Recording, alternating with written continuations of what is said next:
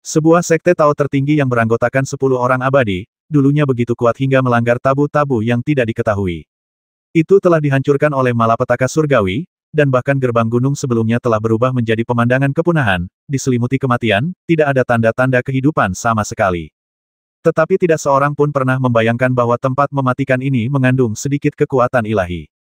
Dan Fang Xing kini melangkah ke jembatan batu di kehampaan, menuju jalan kuno tak dikenal menuju langit, mencari secercah harapan. Qing Yun terbang sangat cepat di jembatan, dan di kehampaan, kecuali jembatan batu di bawah kakinya, ada lautan awan tak berujung dan kilat kehampaan di sekelilingnya. Tidak ada pemandangan referensi untuk menilai jarak yang telah ditempuhnya. Dia hanya bisa merasakan pemandangan sekitarnya terbang lewat. Di jembatan, dia melihat sejumlah besar batasan. Jelas bahwa jika dia tidak dilindungi oleh Qing Yun, dia tidak akan tahu apa yang akan terjadi jika dia memaksa masuk melalui jembatan.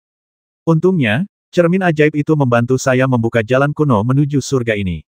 Kalau tidak, tanpa jembatan ini, saya tidak akan pernah bisa menyeberanginya. Fang Xing terkejut dan tidak dapat menahan diri untuk tidak melihat ke cermin. Pada saat ini, cermin itu masih bersinar, mengambang diam di samping Fang Xing, tanpa bergerak sedikitpun. Fang Xing merasa semakin bingung, tetapi setelah menggunakan cermin dewa dan Ibel Yin yang untuk mengidentifikasinya, dia masih menemukan bahwa itu adalah cermin ajaib. Fenomena aneh yang ditunjukkannya sekarang bukan lagi efek aslinya, yang membuat Fang Xing merasa makin aneh. Setelah terbang di jembatan abadi Jiying selama lebih dari setengah jam, mereka akhirnya tiba di suatu area tertentu. Ketika Fang Xing melihat tempat ini dari jauh, dia tercengang. Di ujung jembatan batu, ada sebuah benua. Itu adalah daratan yang tergantung di kehampaan, seolah-olah daratan yang luas dan tak terbatas dipindahkan ke sini oleh seseorang dengan kekuatan magis yang hebat. Itu tidak menyentuh langit di atas dan tanah di bawah, dan tidak ada cahaya dari matahari atau bulan di sekitarnya. Hanya retakan di atas 9 langit yang memancarkan cahaya redup, menerangi area ini. Itu tergantung di kehampaan, seolah-olah terisolasi dari langit dan bumi, selamanya damai, dan juga selamanya dikelilingi oleh keheningan yang mematikan. Setelah Fang Xing melangkah perlahan ke sebidang tanah ini, terdengar suara ledakan keras, dan jembatan batu di bawah kakinya perlahan tenggelam ke dalam kehampaan, seolah-olah misinya hanya untuk mengirim Fang Xing ke sini. Ketika Fang Xing melangkah ke rerun dewa, sekali lagi dikelilingi oleh lautan awan tak berujung dan kilat kehampaan di bawahnya. Ini juga berarti bahwa Fang Xing sekarang tidak punya jalan keluar. Sial, apakah kamu mencoba menakut-nakuti orang dengan bersikap begitu misterius? Fang Xing meludah ke tanah dan berpikir, istana Tao tertinggi ini sangat menyebalkan. Mereka tidak meninggalkan jalan keluar. Aku harus berhati-hati. Jika aku tidak bisa melewatinya, aku akan mengeluarkan semua jimat api peledak dan meledakkan tempat kumuh ini. Hehe, jika monster tua di istana Tao tertinggi itu masih hidup, mereka sebaiknya menerimaku, jika tidak, kau tidak akan memiliki penerus di masa depan. Setelah mengambil keputusan, ia meregangkan tangan dan kakinya dan bersiap untuk melewati level tersebut. Dia melangkah maju dan segera melihat daerah datar di depannya, ditutupi kabut hijau yang menakutkan. Di dalam kabut, ada ratusan kuburan yang tersebar di sekitarnya. Di depan setiap kuburan, ada prasasti batu hitam. Itu sangat menakutkan pada pandangan pertama. Bahkan Fang Xing sedikit tercengang. Dia tidak menyangka akan bertemu sebuah kuburan. Apa-apaan ini? Apakah ini level pertama di jalan kuno menuju surga? Fang Xing bergumam pada dirinya sendiri, mengeluarkan pedang hitam raksasa, dan perlahan melangkah maju. Tidak akan ada orang yang mati dari kubur, kan? Ketika mendekati makam terdekat, Fang Xing berhati-hati dan sengaja tidak melewati makam tersebut. Sebaliknya, ia berbalik ke samping dan mencoba untuk berputar. Akan tetapi, jelas bahwa trik kecilnya itu tidak berguna sama sekali. Tepat setelah ia melangkah 10 kaki di sekitar makam, sebuah lempengan batu hijau tiba-tiba muncul perlahan dari tanah di sisi kiri makam. Basmi mayat hidup, lewati penghalang kematian. Pada lempengan batu hijau, hanya ada puluhan karakter segel kuno, yang menjelaskan aturan untuk melewati level ini. Yaitu menghancurkan jiwa untuk melewati level ini. Jiwa ini adalah eksistensi unik yang menjaga level ini. Berdasarkan kekuatan kultivasi penantang, undet yang menjaga level ini akan tercipta. Dengan kata lain, semakin tinggi kultivasi penantang, semakin kuat undet tersebut. Tidak peduli apapun, kekuatan undet akan sama dengan kekuatan penantang. Saat prasasti batu biru itu berdiri, gumpalan asap hijau mulai mengepul dari makam-makam, menjadi semakin tebal hingga membentuk awan hitam. Awan hitam, begitu tebal hingga tampak besar, melayang rendah di atas kuburan. Tita-tita, terdengar samar-samar suara derap kaki kuda dari balik awan gelap. Seorang kesatria yang menunggangi kuda tinggi benar-benar muncul dari balik awan gelap. Kuda itu tingginya lebih dari 2 meter, dan penunggangnya bahkan 10 meter. Dibandingkan dengan Fang Xing, dia seperti gunung kecil. Seluruh tubuhnya ditutupi asap hitam mengepul, dan penampilannya tidak dapat dilihat dengan jelas. Orang hanya bisa merasakan aura kematian yang kuat darinya. Hah, level pertama adalah bertarung. Fang Xing menjulurkan kepalanya untuk melihat, tetapi kemudian dia tertawa. Dia mengangkat pedang hitam besar itu ke bahunya dan berkata sambil tersenyum meskipun itu adalah benda mati dan tingkat kultivasinya tidak dapat dilihat, roh jahat di tubuhnya hanya setara dengan tahap awal inti emas. Tampaknya fondasiku memang bagus, sebanding dengan inti emas. Tetapi kamu terlalu meremehkanku. Apakah kamu pikir aku hanya dapat menggunakan kekuatan spiritual untuk melakukan sesuatu dengan kekerasan? Apakah aku mempelajari sihir dan seni bela diri dengan sia-sia? Hehe. Benda seperti itu dapat kubasmi hanya dengan 70% kekuatanku. Itu terlalu mudah. Ayolah, ayolah, kamu takut pada cucumu. Belum lagi tawa itu berhenti, tiba-tiba ia membeku. Setelah sang ksatria keluar dari awan hitam, dia tidak langsung menyerbu ke depan, tetapi dengan tenang menahan kudanya dan menghalangi awan hitam itu. Namun, itu sudah berhenti, tetapi suara derap kaki kuda belum berhenti. 2 atau 3 tarikan napas kemudian, seorang ksatria hitam yang tampak persis seperti dirinya muncul dari awan hitam dan berdiri bahu-membahu di depan awan hitam. Setelah itu, suara kaki kuda masih terdengar, yang ketiga, keempat, kelima. Akhirnya, 9 prajurit tiba-tiba keluar dari awan hitam, tampak mematikan dan menakutkan. Ya dewa, bagaimana aku bisa melawan ini? Fang Xing tertegun dan diam-diam menyembunyikan pedang hitam raksasa di belakangnya. Dia tidak mau menantang Jindan, karena dia pikir dia akan dirugikan. Karena dia berada di tahap pembangunan fondasi, dia harus mencari beberapa anak yang berada di tahap pembangunan fondasi untuk bertarung. Dia harus bertarung dengan Jindan, bukankah itu jelas-jelas mengundang masalah? Aku tidak ingin bertengkar dengan siapapun dari lubuk hatiku. Sekarang ada 9 ksatria tingkat Jindan yang menghalangi jalannya, dan dia sudah merasa kesal. Hei, apakah ini level pertama? Apakah ada cara untuk melewatinya tanpa harus melakukan apapun? Fang Xing menjulurkan kepalanya dan bertanya kepada pihak lainnya dengan hati-hati. Namun, jelas tidak mungkin untuk tidak mengambil tindakan, karena setelah 9 ksatria muncul, mereka melihat bahwa Fang Xing tidak bergegas, jadi mereka tiba-tiba menarik kendali, dan ke-9 dari mereka bergegas menuju Fang Xing bersama-sama. Untuk sesaat, kekosongan bergemuruh, dan kuku-kuku tunggangan menginjak kekosongan, menyebabkan gelombang, dan tombak-tombak di tangan para ksatria dibungkus dengan kilat hitam, dan mereka seperti 9 asap hitam, menyapu ke arah Fang Xing. Memegang, Fang Xing tidak ragu-ragu, dia berbalik dan berlari, dengan 180.000 pedang muncul di belakangnya, dan tubuhnya lincah seperti asap. Novel terbaru diterbitkan pertama kali di Liu 9 Suba. Sambil melarikan diri, dia juga mengeluarkan tas penyimpanan, menyelidiki indera spiritualnya ke dalam tas itu, dan berpikir sambil mengerutkan kening. Itu pasti. Fang Xing berlari cepat, tetapi 9 ksatria awan hitam datang dengan kecepatan yang sama. Mereka menyerang dan mengepung Fang Xing hanya dalam beberapa tarikan napas. Namun, pada saat ini, Fang Xing menusukkan pedang hitam raksasa itu ke punggungnya, dan kemudian aliran kekuatan spiritual mengalir ke dalam tas penyimpanan. Wus! Pedang hijau sepanjang 3 kaki melompat keluar dari tas penyimpanan dan terbang ke tangannya. Pedang ini terlihat sangat biasa, tetapi pedang ini terjalin dengan rasa kebenaran yang tak terlukiskan. Awan hitam menyelimuti area itu, dan asap hitam yang diubah oleh 9 ksatria awan hitam terjalin menjadi jaring besar yang mengelilingi Fang Xing. Akan tetapi, begitu pedang ini terhunus, pedang itu tampak berubah menjadi aliran tenaga yang membumbung tinggi ke angkasa, melesat lurus ke angkasa dan melubangi jaring besar pemisah langit dan bumi. Pedang ajaib leluhur Hatetian. Pedang yang tadinya hanya senjata biasa, namun karena dipegang oleh orang yang menjunjung tinggi jalan kebenaran, maka muncullah kekuatan gaib. Pedang ini bahkan telah melampaui lingkup senjata ajaib. Karena kekuatannya tidak bergantung pada susunan sihir atau rune di dalamnya, atau pada material khusus apapun. Ia mengandung kekuatan magis dan mengandalkan nafas yang dipelihara oleh orang yang memberontak terhadap surga. Kekuatan sihirnya tak terlukiskan. Tidak hanya dapat mengusir roh jahat di laut mata air kuning, bahkan dapat mengusir setengah langkah energi kematian purba yang meresap di antara langit dan bumi di rerun Dewa Taisang. Ini adalah sesuatu yang tidak dapat dilakukan oleh senjata sihir lainnya. Fang Xing juga telah belajar dari magus sejak lama bahwa pedang ajaib leluhur Feng Tian, Yue Rui dari klan Bai Yue, Panji Dewa Tulang Putih dari klan Yusou, dan cermin 5 elemen dari klan Hentian semuanya adalah harta rahasia yang dapat memainkan peran besar di jalan menuju surga. Akan aneh jika dia tidak menggunakannya karena dia suka memanfaatkannya. Oleh karena itu, ketika dia melihat 9 ksatria awan hitam, dia langsung berpikir tentang senjata ajaib mana yang harus dia gunakan untuk melawan mereka. Tidak butuh banyak usaha baginya untuk mengetahui bahwa pedang Fengtian dapat menahan hampir semua kejahatan, dan 9 ksatria awan hitam ini sebenarnya telah berubah dari kebencian orang-orang di dalam makam. Akan sangat tepat untuk menggunakan mereka saat ini. Setelah mencobanya, ternyata itu benar. Setelah melihat energi yang benar yang terpancar dari pedang Fengtian, 9 ksatria awan hitam itu tampak tersengat oleh cahaya, dan momentum mereka yang melonjak melambat. Fang Xing segera memanfaatkan kesempatan itu, dan dengan sekejap tubuhnya, ia bergegas keluar dari pengepungan mereka seperti hantu, lalu menghunus pedangnya dan menebas awan hitam itu dengan sekuat tenaga. Ledakan. Efek pedang ini jauh lebih kuat dari yang dibayangkannya. Energi pedang itu begitu dahsyat hingga benar-benar membuat retakan di awan hitam, yang kemudian terbelah di tengah seperti air pasang, memperlihatkan jalan setapak menuju ujung lain kuburan. Fang Xing bahkan tidak punya waktu untuk berpikir, dan dia memegang formasi Fengtian terbalik.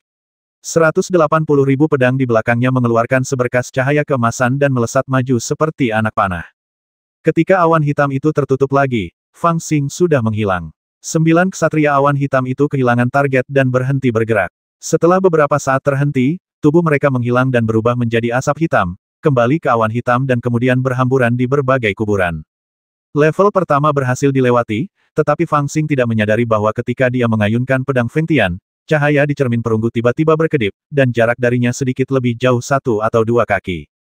Harta karun langka ini sungguh berguna. Setelah bergegas melewati pemakaman, Fang Xing berlari sekencang-kencangnya, sambil merasakan kebahagiaan dalam hatinya. Dia telah menemukan bahwa setiap kesimpulan yang ditarik Sun Long setelah menghabiskan ribuan tahun berulang kali menjelajahi dan meneliti sangatlah berguna. Misalnya, cara menggunakan harta karun langka ini untuk melawan pintu masuk jalan kuno Tongtian memang efektif. Jika mengandalkan diri sendiri untuk menerobos tingkat pertama yang dijaga oleh 9 ksatria awan hitam dengan kekuatan tahap awal Jindan, bukan berarti tidak ada harapan untuk lolos, tetapi bahkan jika berhasil lolos, itu pasti tidak akan mudah.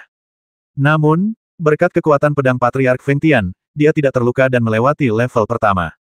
Oleh karena itu, ia juga menjadi lebih tertarik pada beberapa harta karun langka lainnya. Jika pedang Fengtian dapat membantunya melewati level pertama, bagaimana dengan yang lainnya? Sambil berjalan, dia telah mengaktifkan cermin dewa dan Ibel Yin Yang, berulang kali menjajaki kegunaan beberapa harta langka lainnya. Tidak lama kemudian, Fang Xing berhenti dan melewati pemakaman. Dia berjalan lurus sepanjang jalan dan menyeberangi hampir 1000 mil. Akhirnya, dia menemukan pemandangan aneh lainnya di depannya. Sekitar 2 atau 3 mil jauhnya darinya, pilar-pilar batu aneh berdiri tegak ke langit. Dari kejauhan, itu tampak seperti hutan. Susunan pilar-pilar batu itu tampak berantakan pada pandangan pertama, tetapi ada pola tertentu yang tersirat. Level pertama menguji kecakapan bertempur, jadi bisakah level kedua ini menjadi ujian keterampilan meramal? Sebelum sampai di hutan batu, memang ada prasasti batu hijau yang muncul menjelaskan aturan-aturan dalam menerobos formasi tersebut. Tingkat kedua ini sebenarnya adalah formasi besar. Misterinya hampir sebanding dengan formasi jurang di luar rerun Dewa Taisang. Satu-satunya perbedaan adalah bahwa dasar hutan batu ini terbuat dari pilar-pilar batu, yang berarti bahwa 8 gerbang formasi tidak akan berfungsi.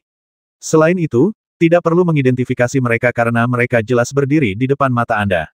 Anda hanya perlu mencari tahu prinsip-prinsip formasi untuk melewatinya dengan mudah. Ketika Fang Xing melihat ini, dia tidak bisa menahan diri untuk tidak menggerutu. Ini adalah kekurangan terbesarnya. Mengenai seni ramalan, akan lebih baik jika Gagak Emas mengujinya. Namun, jika aku sendiri yang melakukan ramalan, aku akan memaksakan diri untuk melakukan sesuatu yang tidak dapat diatur. Sepertinya Yue Ruyi ini adalah harta langka yang digunakan di sini. Fang Xing menyingkirkan pedang Fengtian, tetapi mengambil Yue Ruyi di tangannya. Harta karun langka ini adalah rahasia klan Bai Yue. Yao Yao awalnya tidak ingin menyerahkannya, tetapi di bawah paksaan Fang Xing, dia tidak punya pilihan selain menyerahkannya. Namun, wanita tua itu juga bukan orang baik. Dia sengaja mengatakan metode mengemudi yang salah. Fang Xing tidak mengungkapkannya, tetapi menggunakan cermin dewa dan Ibel Yin Yang untuk melihatnya. Yue Ruyi ini bukanlah senjata sihir penyerang maupun senjata sihir pertahanan, melainkan senjata sihir penginderaan yang langka. Setelah dipersembahkan di udara, senjata ini akan terbang setinggi 30 kaki di atas kepala seperti bulan sabit, memancarkan cahaya bulan yang redup. Dimanapun cahaya bulan menutupi, semua pemandangan akan dirasakan oleh Fang Xing, dan setiap detail akan terlihat jelas. Melalui senjata ini, Fang Xing dapat memahami tata letak hutan batu dengan jelas bahkan tanpa mendeteksi dengan indera spiritualnya. Dengan harta ini, melewati level kedua bahkan lebih mudah daripada menyelundup. Fang Xing hampir tertawa terbahak-bahak. Yue Rui melemparkannya ke udara, dan benda itu tergantung terang di atas kepalanya. Kemudian dia melangkah ke hutan batu. Awalnya, begitu dia memasuki hutan batu, indera spiritualnya akan tertekan, dan dia hanya bisa mengandalkan kemampuan ramalannya sendiri untuk menghitung jalur yang benar. Namun, di bawah deteksi Yue Rui, dia memahami semua struktur hutan batu. Itu bukan apa-apa, dia hanya melangkah maju. Tentu saja, ini juga ditentukan oleh karakteristik Yue Rui. Jika itu adalah senjata ajaib lainnya, dan Silin merasakan auranya, itu akan melepaskan roh jahatnya dan menghancurkan Yue Rui hingga berkeping-keping, dan bahkan Fang Xing di Silin akan dicekik. Sayangnya, Yue Rui adalah harta karun yang langka dan eksotis, dan tidak ada aura harta karun ajaib pada harta karun ini. Itu hanya memancarkan cahaya bulan yang redup, sehingga membutakan persepsi Silin. Setelah melewati tingkat kedua tanpa kesulitan, Fang Xing sangat gembira dan langsung bergegas ke tingkat ketiga. Kali ini dia hampir saja kalah. Ketika dia sampai di lantai 3, dia melihat sebuah lembah. Di pintu masuk lembah, ada kerangka yang mengenakan jubah hijau dan syal persegi, memegang gulungan emas di tangannya. Dia duduk bersila di tanah. Lengan kirinya kehilangan sebagian tulang lengan. Di depannya, ada meja pasir, dan ada tiang bambu ungu dan kristal di sekitarnya, yang tampaknya digunakan sebagai pena untuk menulis. Begitu Fang Xing mendekat, dia melihat kata-kata pada prasasti batu hijau, yang memberitahu Fang Xing bahwa level ini adalah tentang kaligrafi. Caranya sangat mudah.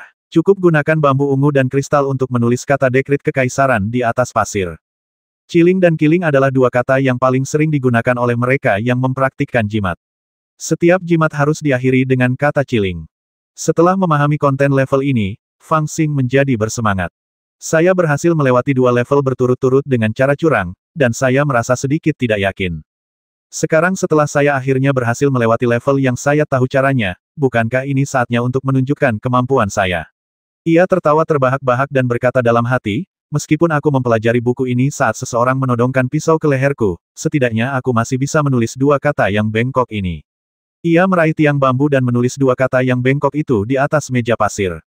Ada satu goresan yang hilang dari kedua kata ini, tetapi untungnya saya mengingatnya di saat terakhir dan menambahkannya. Setelah selesai menulis, dia merasa sangat senang. Dia dengan santai memasukkan tongkat bambu ungu ke dalam tas penyimpanan dan menunggu ujian dengan senyum di wajahnya. Tanpa diduga, setelah dia selesai menulis 2 kata ini, leher si sarjana kerangka itu mengeluarkan suara retak, dan dia menundukkan kepalanya, menatap meja pasir dengan rongga matanya yang kosong. Kemudian, tampaknya bahkan kerangka itu tertegun sejenak, dan butuh banyak usaha untuk mengenali tulisan tangan yang tampak seperti kepiting yang merangkak keluar. Semburan kebencian tiba-tiba meledak dari atas kepalanya dan memenuhi langit dan bumi. Ini seperti seorang sarjana di dunia sekuler yang sedang dihina. Bahkan samar-samar terdengar suara-suara marah dari kehampaan, seperti berani sekali kau, dasar bocah nakal. Kemudian kemarahan ini berubah menjadi penampilan seorang pria parubaya yang sedang dalam keadaan gembira. Dia memegang penggaris dan menamparkan kepala Fang Xing. Aku akan memukulmu sampai mati, dasar orang menyebalkan kecil yang tidak tahu apa-apa. Astaga, Fang Xing sangat ketakutan. Dia sangat yakin bahwa 2 kata yang ditulisnya itu benar. Mengapa sarjana ini begitu marah? Namun, ia tidak menyadari bahwa bagi para ahli rune, yang diuji adalah keterampilan dasar kaligrafi. Semakin ahli kaligrafi, semakin kuat rune yang dihasilkan. Oleh karena itu, para ahli rune seringkali juga ahli kaligrafi dan suka berpakaian seperti sarjana. Inilah alasannya. Tulisan tangan Fang Xing tampak seperti kepiting yang merangkak keluar. Meskipun sarjana itu hanya memiliki kerangka, ia merasa sangat terhina. Beraninya kau menulis omong kosong seperti itu. Jika aku tidak bisa menghajarmu sampai mati, aku tidak akan dianggap sebagai seorang sarjana. Sampai batas tertentu, Fang Xing dapat dikatakan telah menghidupkan kembali orang mati dengan marah. Meskipun Fang Xing tidak memahami seluruh kejadian itu sejenak, dia tahu bahwa cendekiawan kerangka sedang marah, jadi dia lari ketakutan, mengeluarkan pedang ajaib leluhur Feng Tian sambil berlari, dan bahkan tanpa melihatnya, dia berbalik dan menebas dengan pedang itu. Ledakan, pedang Feng Tian menebas dengan energi yang kuat dan lurus, hampir merobek langit. Novel terbaru diterbitkan pertama kali di Liu 9 Suba. Secara logika, pedang ini hampir dapat membasmi semua roh jahat, tetapi sesuatu yang tidak terduga terjadi pada Fang Xing. Meskipun sarjana berpakaian biru telah berubah menjadi kerangka dengan hanya sedikit kebencian yang tersisa, dia sebenarnya penuh dengan kebenaran. Pedang Patriark Feng Tian menebasnya, dan bertabrakan dengan penguasa yang telah dia panggil, dan keduanya musnah. Meskipun ilusi sarjana itu sedikit ditolak, itu tidak hancur. Untungnya, Fang Xing punya waktu. Sambil melarikan diri, dia buru-buru mengeluarkan spanduk tulang putih dan memikirkan tujuannya. Pedang Feng Tian dan Yue Ruyi telah memainkan peran besar di dua level pertama.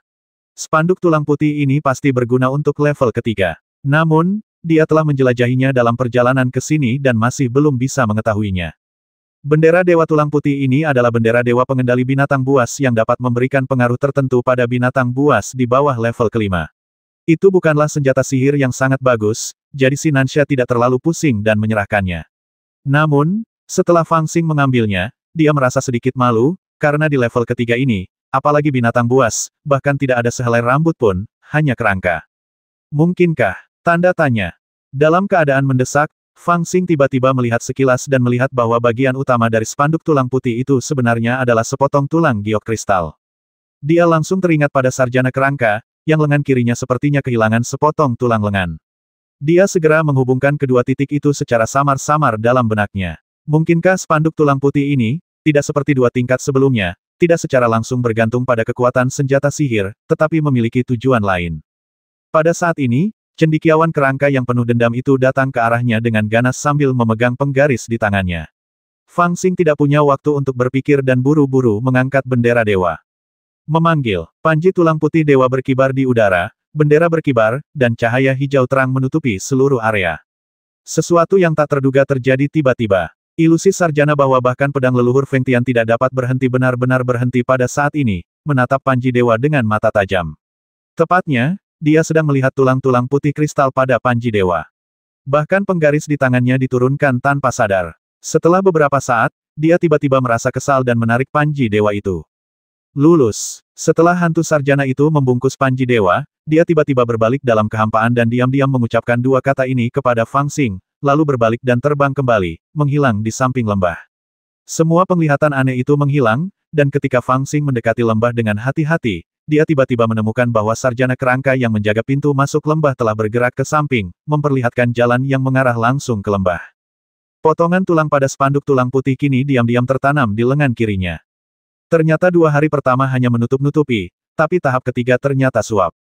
Fang Xing bergumam sendiri sambil melangkah maju. Menurut apa yang dikatakan Magu dan Sao Zun, jalan kuno menuju surga ini tampaknya memiliki 9 tingkat. Sayangnya, masing-masing harta langka yang direbut dari Feng Tian, Yu Shou, dan Bai Yue tampaknya hanya mampu menangani 1 tingkat. Sekarang setelah 3 harta langka telah digunakan, ia masih memiliki 6 tingkat untuk dilewati. Apa yang harus ia lakukan? Jantungnya sedikit tergerak, dan dia mengalihkan pandangannya ke cermin perunggu yang ada di belakangnya. Mungkinkah dia akan mengandalkannya untuk 6 level berikutnya? Setelah melewati 3 level pertama, Fang Xing mengidentifikasi sebuah masalah. Apa yang dikatakan ayah Sun Long Manu benar, jalan kuno menuju surga ini tidak dimaksudkan untuk dilalui manusia. Setelah hanya melewati 3 level pertama, dia menemukan bahwa jika dia mengandalkan kekuatannya sendiri, dia mungkin masih punya harapan kecuali level pertama. Dia tidak bisa melewati 2 level berikutnya. Seseorang tidak hanya harus menguasai kekuatan tempur yang hebat, tetapi juga harus mahir dalam formasi dan jimat, dan masing-masing dari mereka harus memiliki pencapaian yang sangat mendalam. Berapa banyak orang seperti itu di seluruh Nanzan atau Tianyuan, apalagi dirinya sendiri. Yang lebih mengerikan lagi adalah ada 6 pos pemeriksaan seperti ini. Kalau saja Fang Xing bertemu dengan orang yang melakukan hal menyimpang seperti itu, dia pasti ingin menebasnya dengan 2 pedang.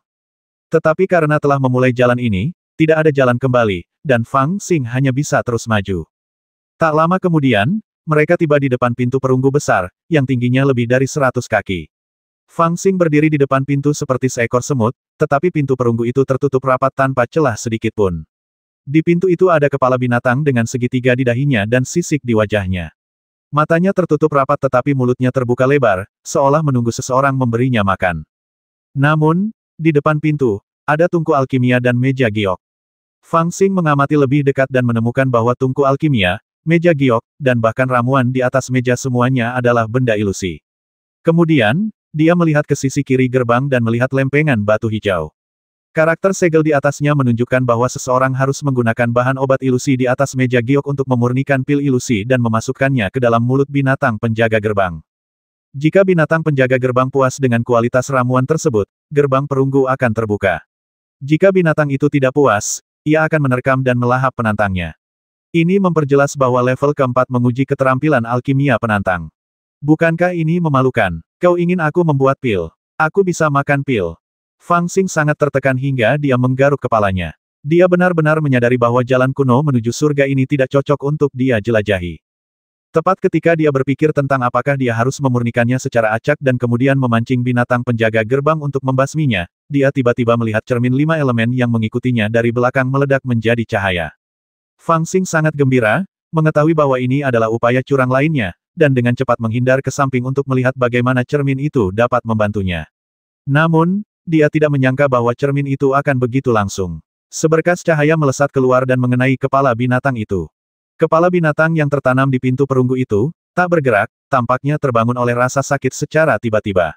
Ia membuka matanya dan mengeluarkan suara gemuruh yang tak terlihat. Namun, cahaya itu mengandung tekanan yang tak terlukiskan. Ia jatuh dengan keras. Di bawah cahaya itu, kepala binatang itu tampak meleleh. Ia hanya berjuang beberapa kali sebelum mengeluarkan suara gemuruh rendah, seolah-olah ia telah menyerah. Retakan. Gerbang perunggu itu tiba-tiba terbuka sedikit, cukup untuk satu orang saja melewatinya. Fang Xing sangat terkejut hingga dia tidak tahu apakah dia harus masuk atau tidak. Cermin perunggu itu tampaknya mengira pintunya terlalu sempit, dan seberkas cahaya lain melesat keluar. Mengaum, kepala binatang itu benar-benar takut padanya, jadi ia tidak punya pilihan selain mendorong pintu perunggu itu hingga terbuka setengah. Aku menghasilkan banyak uang. Fang Xing benar-benar tidak bisa berkata apa-apa, bahkan dia merasa cermin perunggu itu terlalu berlebihan. Dua tingkat pertama adalah penipuan, tingkat ketiga adalah penyuapan, dan tingkat keempat hanyalah intimidasi. Namun, jika Anda tidak memanfaatkan kesempatan, Anda adalah orang menyebalkan. Fang Xing tidak peduli dengan semua itu. Ia hanya ragu-ragu selama setengah napas sebelum berlari ke balik pintu perunggu. Pada saat yang sama, ia menoleh untuk mengamati, dan melihat bahwa cermin perunggu itu memang telah terbang keluar. Fang Xing merasa lega, tetapi pada saat yang sama, ia dipenuhi dengan keraguan yang tak ada habisnya. Meskipun ia tahu bahwa cermin perunggu itu memiliki fenomena aneh, ia tidak pernah berpikir bahwa fenomena ini terlalu ajaib. Keajaiban cermin perunggu berlanjut, yang membuat Fang Xing merasa luar biasa. Dia akhirnya mengerti mengapa di antara 4 harta karun Head Heaven, Feng Tian, Bai Yue, dan Yu Shou yang diperebutkan Magu dan Shao Zun, cermin perunggu leluhur Head Heaven adalah yang paling tidak dikenal, tetapi mereka paling peduli tentangnya. Sungguh, harta karun ini terlalu istimewa.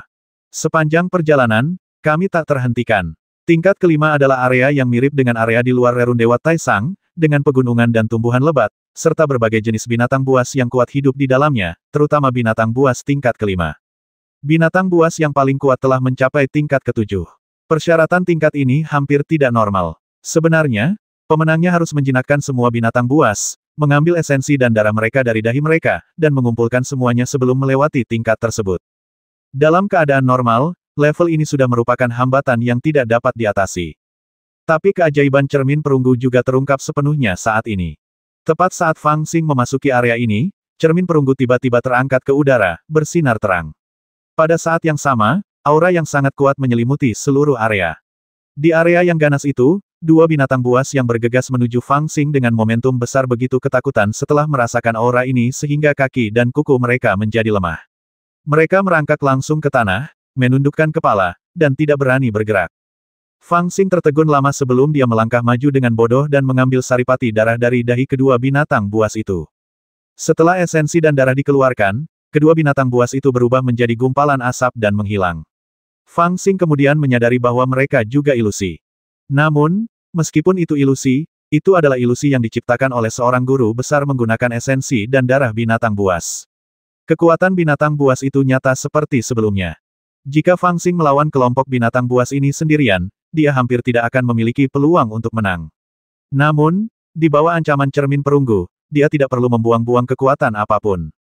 Saat mereka bergerak maju, semua binatang buas ketakutan oleh kecemerlangan cermin perunggu, dan membiarkan Fang Xing mengambil saripati darah mereka dari dahi mereka, yang kemudian berubah menjadi asap bening. Ada berbagai macam binatang buas yang hidup di area seluas puluhan ribu mil. Fang Xing mengumpulkan 100 tetes darah binatang buas di sepanjang jalan. Ketika ia mencapai akhir level ini dan memperoleh saripati dan darah Queen Yu bertanduk satu, seluruh area ganas itu berubah menjadi asap bening, dan Fang Xing telah melewati level ke-6. Berdiri di tanah hitam yang luas, ia tinggal di sana untuk minum secangkir teh sebelum melanjutkan perjalanannya. Tingkat ke-6 adalah area guntur. Petir hitam menyelimuti dunia, terus-menerus membelah kehampaan dan kemudian terlahir kembali. Di pintu masuk tingkat ini juga terdapat sepotong batu biru yang di atasnya terekam mantra sihir bernama teknik pengendalian guntur 4 arah. Menurut catatan pada batu biru, jika penantang mempelajari teknik ini, ia dapat mengendalikan guntur yin, tetapi waktunya hanya 3 hari. Dengan kata lain, penantang perlu memahami teknik ini dalam waktu setidaknya 3 hari. Bahkan jika ia tidak dapat mengendalikannya, ia harus mampu melindungi dirinya dari bahaya dalam roh yin dan melewatinya dengan aman. Jelas, ini adalah ujian pemahaman penantang.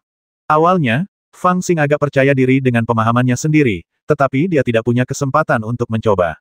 Cermin perunggu itu langsung naik ke udara dan menopang medan yang cukup untuk melindunginya agar dapat melewati medan ini dengan aman. Fang Xing memutuskan dan mengandalkan perlindungan cermin perunggu untuk melewatinya. Tentu saja, sebelum pergi, dia tidak lupa mengumpulkan lempengan batu yang merekam teknik itu, dan menyimpannya untuk latihan nanti. Tingkat ketujuh hanya berupa lorong, dan pada tembok tinggi di kedua sisi terdapat ukiran batu dengan konsepsi artistik yang mendalam. Novel terbaru diterbitkan pertama kali di Liu 9 Suba. Fang Xing berjalan di antara dua tembok tinggi. Ketika dia melihat pemandangan yang jelas. Semua pemandangan itu adalah perwujudan dari ukiran batu di tembok, tetapi diproyeksikan ke dalam pikiran Fang Xing. Dalam gambar, Fang Xing melihat sekte Tao yang sangat kuat. Dulunya sekte itu sangat cemerlang, mendominasi dunia, dan ribuan kultivator memujanya. Bahkan Tanah Suci, tempat asal Taoisme, diredupkan oleh cahayanya. Itu adalah sekte Tao yang terletak di dunia, tetapi cahayanya meredupkan seluruh dunia. Dalam cahaya itu, Fang Xing melihat beberapa adegan orang-orang abadi tersenyum dan naik ke surga di bawah perhatian semua murid. Dia juga melihat ratusan ribu murid berkumpul di sekte itu, mempraktikkan Taoisme, memurnikan ramuan, membaca, bertarung, dan adegan-adegan damai lainnya. Burung-burung dan binatang buas spiritual, naga dan burung phoenix sungguhan, terbang lewat sambil bertengkar di langit, kura-kura hitam berbaring malas di puncak gunung berjemur di bawah sinar matahari, dan harimau putih bertarung ke segala arah. Fang Xing belum pernah melihat negeri dongeng, namun dia merasa bahwa inilah negeri dongeng. Inilah negeri dongeng agung yang hanya dapat dibayangkan oleh imajinasi seorang kultivator, tempat suci bagi para praktisi. Namun semua ini lenyap begitu saja di suatu titik. Dao tertinggi, melanggar jalan surga, adalah dosa yang tidak terampuni. Hancurkan garis keturunan Tao dan basmi sekte itu. Gunakan darahmu untuk mengintimidasi suku-suku di 33 surga. Surga tidak bisa diganggu-gugat. Sebuah buku surgawi terbang dari langit dan mendarat di atas sekte tersebut, diikuti oleh guntur ungu yang tak berujung. Guntur ungu tak berujung menyambar, mengubah seluruh sekte Tai Sang Dao menjadi zona kematian. Beberapa orang yang mempunyai kekuatan supranatural yang hebat mengamuk dengan marah, melawan langit, berperang melawan petir ungu, bahkan ingin menghancurkan kitab suci langit. Namun, di bawah guntur ungu, bahkan para penguasa yang paling kuat pun akan mati dalam penyesalan, jiwa mereka akan hancur, dan tubuh mereka akan jatuh seperti hujan. Jiwa Fang Xing bergetar, meskipun itu ilusi, dia masih menyaksikan kekuatan surga dalam ilusi itu. Kekuatan surga yang sesungguhnya menghancurkan segalanya dan tidak menoleransi apapun. Kecuali kematian, tidak ada yang tertinggal. Dalam adegan terakhir, Fang Xing hanya melihat 9 lelaki tua dengan pakaian berbeda, semuanya terbang melawan langit pada saat yang sama. Namun, kali ini, mereka tidak bergegas menuju kitab surgawi. Sebaliknya, mereka bekerja sama dengan wajah serius untuk membentuk formasi besar di udara guna menyegel sekte Dao tertinggi yang runtuh. Namun, bahkan formasi mereka tidak yakin apa yang dilindunginya, karena ketika formasi itu selesai, tidak ada yang tersisa di sekte Dao untuk dilindungi. 9 lelaki tua itu juga kehilangan jiwa mereka setelah membentuk formasi, dan hanya raungan mereka yang bergema di kehampaan. Jadi bagaimana jika ke-10 dewa abadi itu dikalahkan, dan ortodoksi dihancurkan? Jalanku tidak sepi, jalanku tidak sepi, jalanku tidak punah. Aku telah mengasah pedangku selama 100.000 tahun, untuk mengubur kehidupan abadiku dan mencegahmu melewati gerbang surgawi. Orang yang akan menghunus pedang untuk mengubur langit suatu hari nanti akan menjadi muridku yang ke-11. Berdengung, Fang Xing, yang tenggelam dalam ilusi, tiba-tiba diselimuti oleh seberkas cahaya.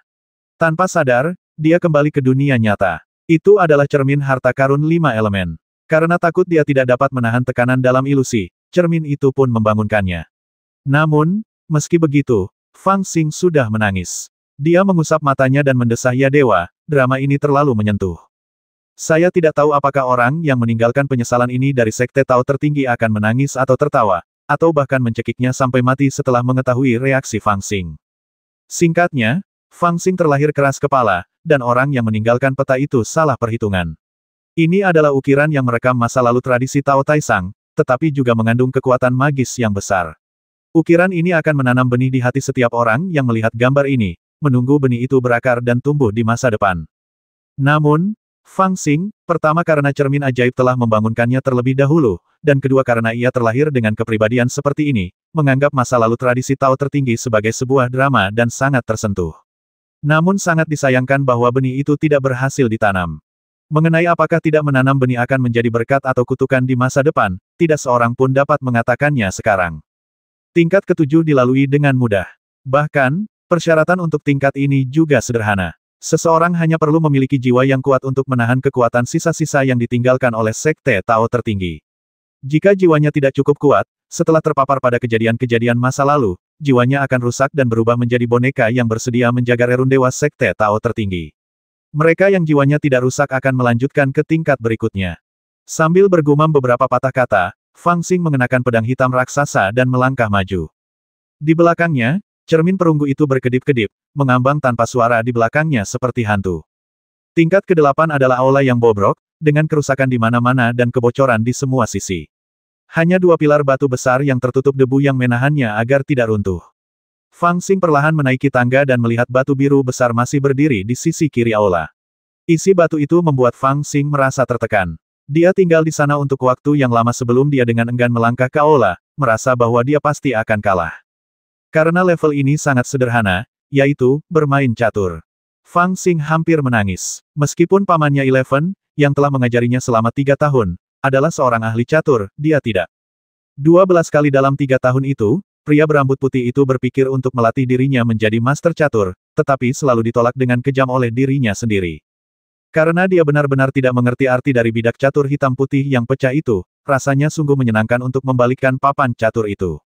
Setelah memasuki aula yang hancur, mereka mendapati tidak ada apapun di aula itu kecuali seorang biksu tua berjubah abu-abu yang duduk bersila di ujung aula. Ia tampak tak bernyawa, dan jubah abu-abunya telah lapuk. Ia menundukkan kepala dan tidak bersuara. Di depannya ada papan catur besi hitam yang tertutupi lapisan debu tebal. Anda hampir tidak dapat melihat keberadaan bidak catur, tetapi ada beberapa penyok kecil. Sesampainya di depan papan catur, Fang Xing meniup debu di papan catur, memperlihatkan bidak catur di bawahnya. Dia menundukkan kepalanya dan menatap papan catur sejenak, seolah-olah sedang mempelajari gerakannya. Ketika dia menundukkan kepalanya untuk menonton permainan catur, cermin perunggu itu diam-diam terbang ke atas kepalanya, dan cahaya muncul dan melayang ke dahinya. Sekilas, cermin perunggu itu tampak membantunya memahami situasi dan memberitahu cara menyelesaikan permainan catur. Namun, tepat saat cahaya itu hampir mencapai dahi Fang Xing, mata Fang Xing tiba-tiba berbalik, dan dia membalik papan catur itu. Pada saat yang sama, dia melompat, memegang pedang raksasa hitam itu dengan kedua tangannya. Dengan suara swoosh, dia membangkitkan badai yang menyapu seluruh istana yang hancur. Pedang raksasa hitam itu membentuk setengah lingkaran, dan dengan suara klang, pedang itu jatuh ke cermin perunggu di udara, lalu memotong leher kultivator tua itu. Kapan? Pedang hitam besar itu menghantam leher biksu tua yang tampaknya telah meninggal selama bertahun-tahun, menimbulkan suara nyaring. Pedang hitam raksasa, yang tampaknya tak terkalahkan dan dapat memotong apapun, justru terpental kembali akibat benturan tersebut.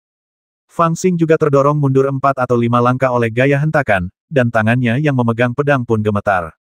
Jarak yang begitu dekat, pedang hitam raksasa yang begitu tajam, dan cara menyerang yang begitu dahsyat, bahkan besi suci pun dapat dipotong-potong. Namun, petani tua itu tidak berubah sama sekali. Bahkan di lehernya yang keriput, hanya tersisa tanda putih samar, tanpa merobek kulit atau daging apapun. Kamu akhirnya sampai di sini. Momentum sang kultivator tua tidak berubah, tetapi suaranya perlahan menjadi lebih keras. Itu bukan sisa kesadaran spiritual, juga bukan pesan telepati. Sebenarnya dialah yang membuka mulut dan berbicara. Suaranya begitu lemah sehingga tidak berlebihan jika dikatakan bahwa suaranya hampir tidak dapat mengeluarkan satu tarikan napas pun. Jika seseorang bukan seorang praktisi, mereka tidak akan dapat mendengar suara yang begitu lemah. Senior, kamu sangat sopan. Hehe, kamu menungguku. Kurasa kamu menunggu orang yang salah. Fang Xing panik. Serangan pedang yang begitu dahsyat itu bahkan tidak melukai orang lain. Orang tua yang tidak terduga ini benar-benar menakutkan. Dia menjawab secara acak sementara tubuhnya perlahan mundur, bersiap untuk melarikan diri pada setiap kesempatan. Sebenarnya ia sudah menduga akan menemui situasi yang tidak disangka-sangka, tetapi tidak disangka ternyata orang yang akan ditemuinya ternyata orang yang sulit sekali dihadapi. Saat dia dengan mudah melewati semua level, dia mulai memiliki keraguan dalam benaknya. Dia benar-benar merasa bahwa level yang dilewatinya terlalu mudah. Semakin dekat ia ke gerbang ke-9, semakin kuat perasaan ini, dan perasaannya pun menjadi lebih rumit. Dia orang yang mudah curiga dan tidak percaya pada makan siang gratis. Kalau saja perjalanannya lebih sulit, pasti akan baik-baik saja, tetapi ternyata perjalanannya begitu lancar sehingga dia tidak bisa menahan perasaan sedikit tidak nyaman. Namun, tidak ada jalan kembali setelah Anda memulai beberapa jalan. Karena ia ingin memperoleh kitab suci Tao dari Sekte Tao tertinggi, ia harus terus maju meskipun ada gunung pedang dan lautan api di depannya. Tidak ada alasan untuk menyerah di tengah jalan. Oleh karena itu, ia hanya bisa berhati-hati sepanjang jalan dan bergerak maju perlahan. Namun, ia juga tetap membuka mata dan telinganya secara rahasia, selalu siap menghadapi perubahan yang tak terduga. Karena alasan inilah setelah melihat lelaki tua itu di tingkat ke-8, dia merasa sedikit curiga. Karena jubah lelaki tua itu telah membusuk, tetapi kulit dan dagingnya masih utuh, sungguh aneh. Yang lebih penting, Fang Xing samar-samar merasakan sedikit kehidupan dari lelaki tua itu. Bagaimana bisa ada orang yang hidup di dalam 9 gerbang surga dalam tradisi Tao tertinggi? Penemuan ini membuat Fang Xing merasa gelisah. Ia berpura-pura tidak melihat apapun dan mendekat dengan tenang, bermaksud memberikan pukulan pada lelaki tua itu. Terutama saat dia merasakan cermin perunggu itu hendak menyelidiki lautan kesadarannya, dia tidak dapat menahannya dan menyerang secara tiba-tiba. Apapun itu, potong-potong dulu. Namun, semua tindakan berada di bawah kendalinya, tetapi dia tidak menyangka bahwa dia tidak akan dapat membasmi lelaki tua itu. Novel terbaru diterbitkan pertama kali di Liu 9 Suba. Fang Xing segera menyadari bahwa kultivasi lelaki tua ini sungguh tak terbayangkan. Dia menyeringai dan siap untuk pergi. Salah. Bagaimana mungkin salah? Siapapun yang datang ke sini adalah orang yang kutunggu. Lagi pula, kultivator tua itu menundukkan kepalanya dan perlahan mengangkat kepalanya, dengan cahaya hantu berkedip-kedip di rongga matanya yang dalam. Kau membawa cermin perungguku. Kau, cermin perunggu milikmu. Meskipun Fang Xing sedang berpikir untuk melarikan diri saat ini, dia terkejut ketika mendengar ini dan menatap kultivator tua itu. Kelihatannya seperti kerangka, tetapi itu bukan kerangka.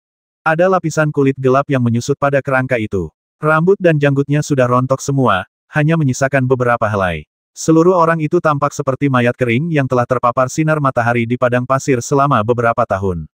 Dia tampak lebih seperti orang mati daripada orang yang sudah meninggal. Meskipun dia telah kehilangan wujud manusianya dan hanya daging dan kulit yang melilit kerangkanya, dia tampak samar-samar familiar. Pikiran Fang Xing berkelebat sedikit, dan dia langsung memikirkan sebuah kemungkinan, dan jantungnya tak kuasa menahan diri untuk tidak berdetak cepat. Dia pernah melihat biksu tua itu sebelumnya, tetapi yang dilihatnya adalah potretnya. Kamu, benci. Ketika kultivator tua itu melihat bahwa dia mengenalinya, dia mendesah pelan dan hendak menjawab, ya, saya adalah leluhur hentian. Namun sebelum dia sempat membuka mulutnya, Fang Xing sudah meneriakkan sisa kalimatnya hentian. Kamu orang menyebalkan tua. Lao Xiu terdiam lama sekali tanpa menjawab. Fang Xing tidak mengatakan apa-apa, matanya berputar-putar. Bagaimana keadaan di luar sekarang? Apakah masih ada warisan garis keturunan Head Heaven yang kutinggalkan? Kultivator tua itu tiba-tiba berbicara lagi, mendesah bingung sayangnya, jika mereka masih di sini, hal pertama yang akan kulakukan setelah aku melarikan diri adalah membasmi keturunan yang tidak layak ini. Aku jelas meminta mereka untuk menggunakan cermin perunggu yang dibawa klonku untuk memilih tubuh yang cocok untuk membantuku melarikan diri, tetapi ribuan tahun telah berlalu, bagaimana mungkin aku bahkan belum melihat hantu? Apakah keturunan yang tidak layak ini benar-benar ingin aku mati di sini?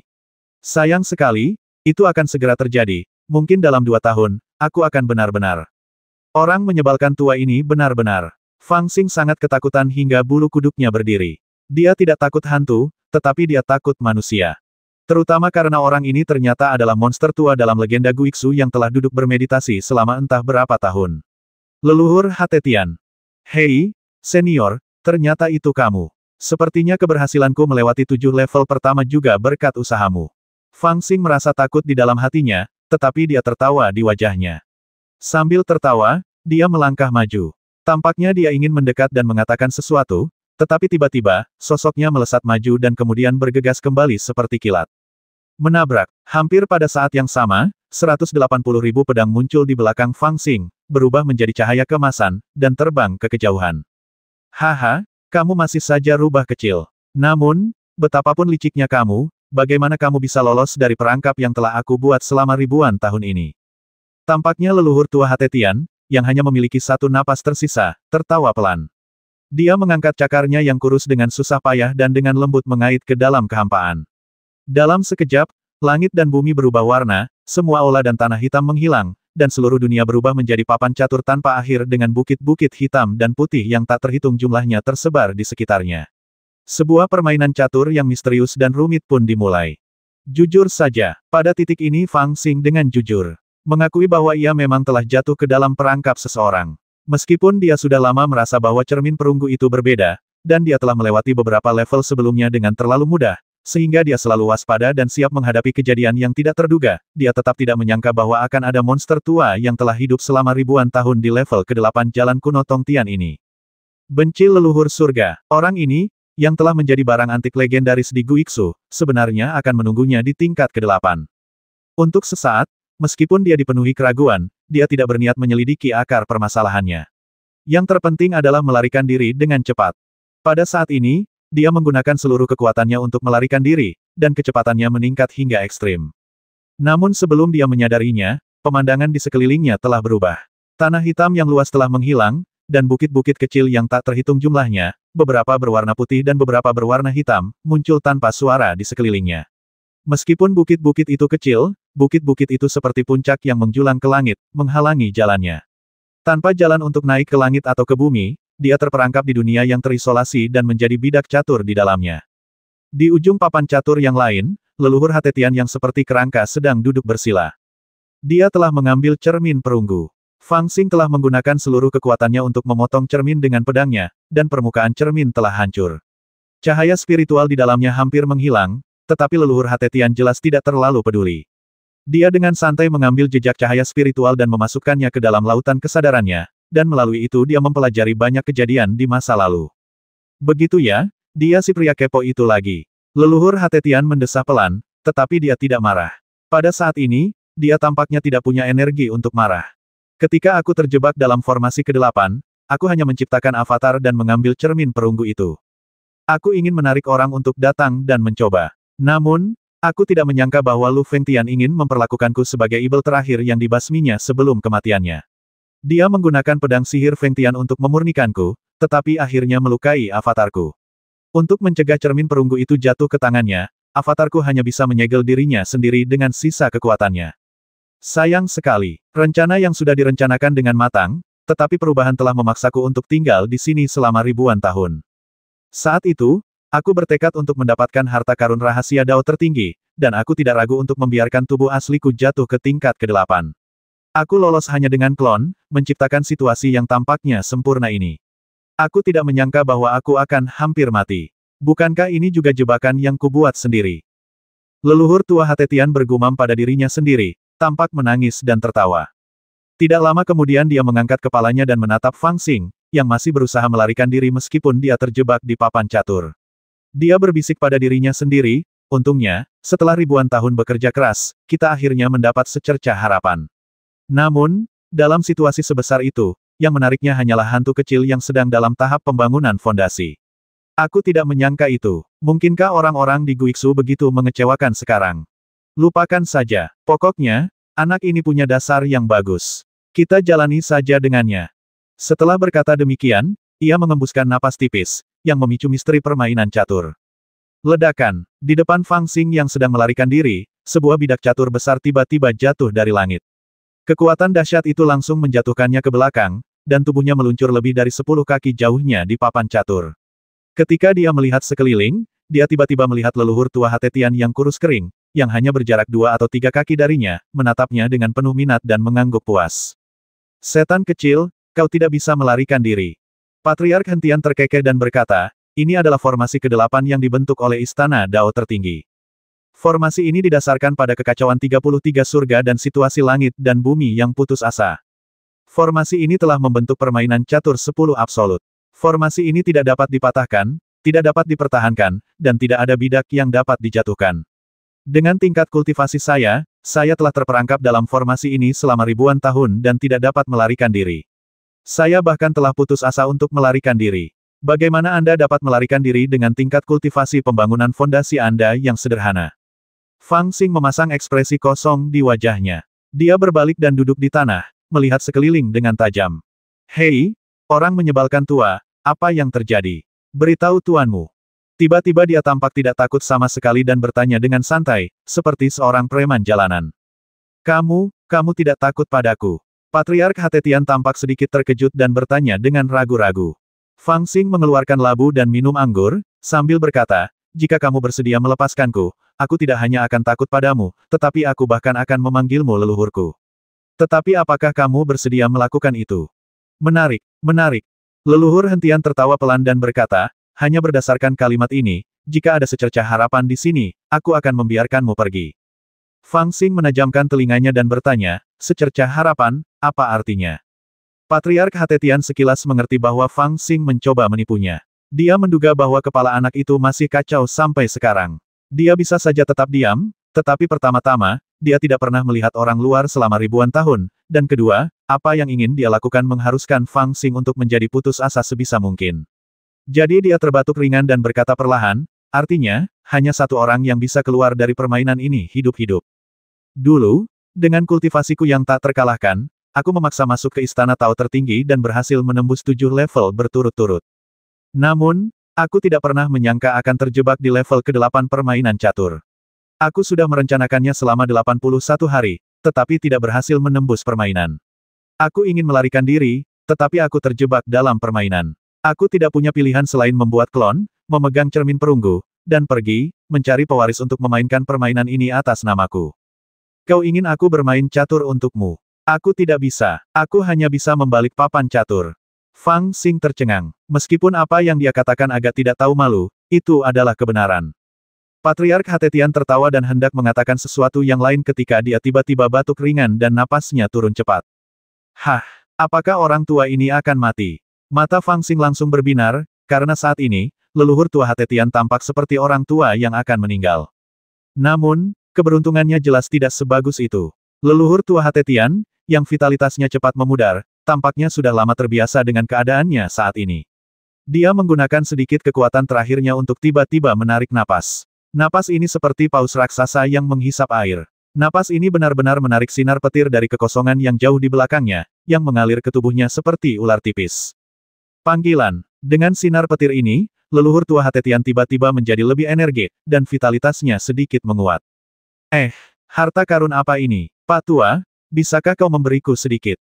Mata Fang Xing berbinar saat melihat keajaiban sinar petir ini. Haha, bocah kecil, matamu tajam sekali. Ini adalah sinar ki dari kolam guntur keberuntungan. Jika bukan karena Taixi Yuxujue yang kulatih, yang dapat membantuku menarik ki dari tingkat ke-9 untuk mempertahankan hidupku, aku pasti sudah mati di sini 2000 tahun yang lalu. Oh, apakah kau tergoda? Aku juga tergoda. Itu adalah kolam guntur keberuntungan. Jika aku bisa menyesapnya, aku bahkan mungkin bisa melampaui dunia fana. Oh, aku terjebak di sini. Selama ribuan tahun, aku tahu tempat ini begitu dekat, tetapi aku tidak punya kesempatan untuk mendekat. Novel terbaru diterbitkan pertama kali di Liu 9 Suba. Ada kilatan api di rongga mata Patriark Hatetian, dan dia tampak jengkel sekaligus iri. Kolam guntur penciptaan. Bahkan mata Fang Xing berbinar saat mendengar ini. Dia benar-benar tidak tahu apa itu Thunder Pool of Creation, tetapi mendengar namanya saja sudah terdengar seperti hal yang bagus. Patriark hentian tampaknya telah menduga bahwa Fang Xing tidak mengetahui detail tentang kolam guntur keberuntungan, jadi dia tersenyum dan menjelaskan, kolam guntur keberuntungan ini adalah salah satu dari 3 keberuntungan besar istana Tao tertinggi. Saat itu, Sekte Tao tertinggi dihancurkan oleh Guntur Surgawi, tetapi masa-masa baik datang setelah masa-masa buruk. Guntur Surgawi menghancurkan semua kehidupan di dalam Sekte Tao tertinggi, tetapi kebetulan meninggalkan kolam guntur yang berisi kehidupan di dalam Sekte Tao tertinggi. Bagaimana Anda mendapatkannya? Fang Xing bertanya tanpa sadar. Patriark hentian tampaknya merasa sangat tertarik bahwa ibel kecil ini masih khawatir tentang metode memperoleh kekayaan Sekte Dao tertinggi ketika dia akan meninggal, jadi dia dengan sabar berkata, sebenarnya, itu sangat sederhana. Kekayaan ini awalnya diserahkan kepada para pengikut Dao tertinggi. Selama kamu keluar dari permainan catur ini dan menembus level ke-9, kamu dapat melihat kolam guntur kekayaan, dan bahkan ada 2 kekayaan lainnya. Ini permainan catur lainnya. Fang Xing tampak sedikit kecewa. Ia merenung sejenak dan berkata, aku tidak tahu cara bermain catur. Tidak ada gunanya bahkan jika kau menangkapku. Haha, kamu tidak perlu tahu cara bermain catur. Patriark hentian merasa semakin tertarik, dan dia tertawa pelan, berkata pelan saat itu, aku bermeditasi selama 9.981 hari, tetapi aku tidak memikirkan cara untuk menghancurkan permainan ini, tetapi aku memikirkan cara lain untuk melarikan diri. 9 gerbang Tongtian memang misterius, tetapi ketika 9 susunan uji ini disiapkan, itu sudah saatnya dao tertinggi akan dihancurkan, dan gerbang yang ditinggalkan tidak ketat. Singkatnya, ada celah di setiap level, dan level ke-8 adalah sama. Aku tidak harus menghancurkan permainan catur ini, aku hanya perlu menemukan seseorang untuk menggantikanku dalam permainan, dan aku dapat melarikan diri dari permainan catur, atau pergi ke level ke-9, atau meninggalkan tempat hantu ini dan berkeliaran dengan bebas di dunia. Fang Xing tertegun sejenak, lalu dengan marah bertanya, apakah kamu tidak curang? Patriark Hentian berkata, dari tingkat pertama sampai sini, tingkat mana yang tidak dicurangi? Fang Xing terdiam. Setelah berpikir sejenak, matanya tiba-tiba berbinar, seolah-olah dia telah memikirkan sesuatu. Dia berkata dengan lembut, jika hanya satu orang yang perlu ditinggalkan dalam permainan ini, bukankah itu berarti aku juga bisa? Leluhur Hentian tersenyum dan berkata, ya, jika kamu memiliki kemampuan untuk lepas dari genggamanku, kamu bisa meninggalkanku di sini. Mata Fang Xing berbinar dan dia berdiri sambil memegang pedang hitam besar. Patriark Hentian tampaknya telah melihat lelucon besar dan tertawa pelan ketika saya memasuki Guiksu, saya telah melewati 3 kesengsaraan, tetapi Anda hanyalah seorang anak kecil yang bahkan belum menjadi ramuan emas. Apakah Anda masih ingin bertarung dengan saya? Fang Xing tidak tertawa. Dia memiringkan kepalanya dan menatap leluhur Hentian, dan bertanya, sudah berapa ribu tahun kamu berada di sini? Patriark Hatetian tidak menjawab, tetapi menatapnya dengan rasa ingin tahu. Fang Xing menundukkan kepalanya dan berpikir, lalu berkata dengan lembut, selama ribuan tahun, aku tidak punya apa-apa untuk dimakan, tidak ada yang bisa diminum, bahkan energi spiritual. Hanya seberkas napas dari Thunder Pool of Creation yang sesekali aku tarik membuatku tetap hidup. Biar ku beritahu sesuatu. Ketika aku pertama kali memasuki Guiksu, aku bertemu dengan cicitmu yang berasal dari generasi yang tidak dikenal. Dia bukan tandinganku. Biasanya, aku bisa menghancurkannya sampai mati dengan satu tangan. Namun saat itu, aku baru saja kelaparan selama 2 tahun, tangan dan kakiku sakit, dan aku tidak bisa menggunakan keterampilan apapun. Aku dengan mudah dikalahkan olehnya. Sambil berbicara, dia mendongak ke arah leluhur Hatetian dan berkata sambil tersenyum seperti hantu dan kamu, sudah lapar selama ribuan tahun. Berapa banyak pejuang pembangun fondasi yang berani melawan pejuang ramuan emas? Berapa banyak kultivator pembangun fondasi yang berani menantang kultivator jiwa baru lahir? Berapa banyak orang yang telah mendirikan yayasannya berani melawan mereka yang telah melewati masa kesusahan? Fang Xing adalah orang yang tidak akan bertarung secara langsung kecuali dia tidak punya pilihan, bahkan pada level Jindan. Namun saat ini, dia mengambil pedang raksasa hitam dan ingin bersaing dengan leluhur Hatetian. Memang, ketika orang-orang biasa mendengar bahwa leluhur Hatetian adalah orang yang telah melampaui kesengsaraan, mereka mungkin akan sangat takut sehingga kaki dan telapak kaki mereka akan menjadi lemah dan mereka bahkan tidak berani berlutut dan memohon belas kasihan. Namun Fang Xing berpikir, leluhur Hatetian telah kelaparan selama ribuan tahun, berapa banyak keterampilan yang tersisa darinya. Dia hidup dengan aura Thunder Pool of Fortune, tapi seberapa besar kekuatan yang dapat diberikan vitalitas ini kepadanya. Dia masih ingat betapa lemahnya tubuhnya saat dia keluar dari pengasingan setelah kelaparan selama 2 tahun. Setelah dia keluar dari pengasingan, dia juga meminum sejumlah besar energi spiritual dalam satu tarikan napas, tetapi itu tidak berguna. Meskipun dia memiliki kekuatan spiritual di tubuhnya, kakinya masih sakit dan lemah.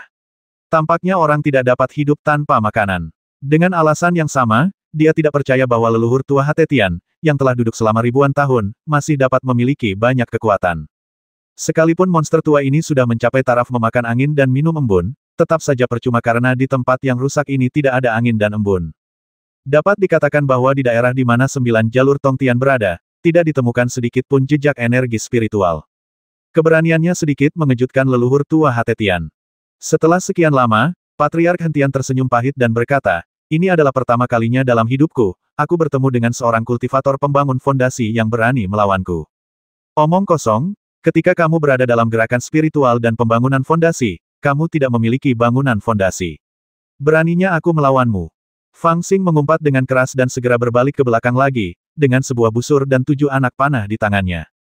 Itu hanya senjata misterius biasa, bukan sesuatu yang ajaib, tetapi Fang Xing sangat serius dalam menganggukkan anak panah dan melepaskan talinya. Wus! Anak panah itu berubah menjadi aliran cahaya dan terbang menuju leluhur tua Hatetian. Ledakan. Anak panah itu mengenai leluhur tua Hatetian tepat di antara kedua alisnya, namun anak panah itu pecah dan jatuh ke tanah bagaikan bintang-bintang. Tubuh fisik seorang kultivator yang sedang mengalami kesengsaraan tidak akan dapat dilukai oleh senjata misterius semacam itu. Tidak perlu mencoba lagi. Patriark Hatetian berbicara perlahan, seolah-olah dia ingin menghentikan perilaku konyol Fang Xing.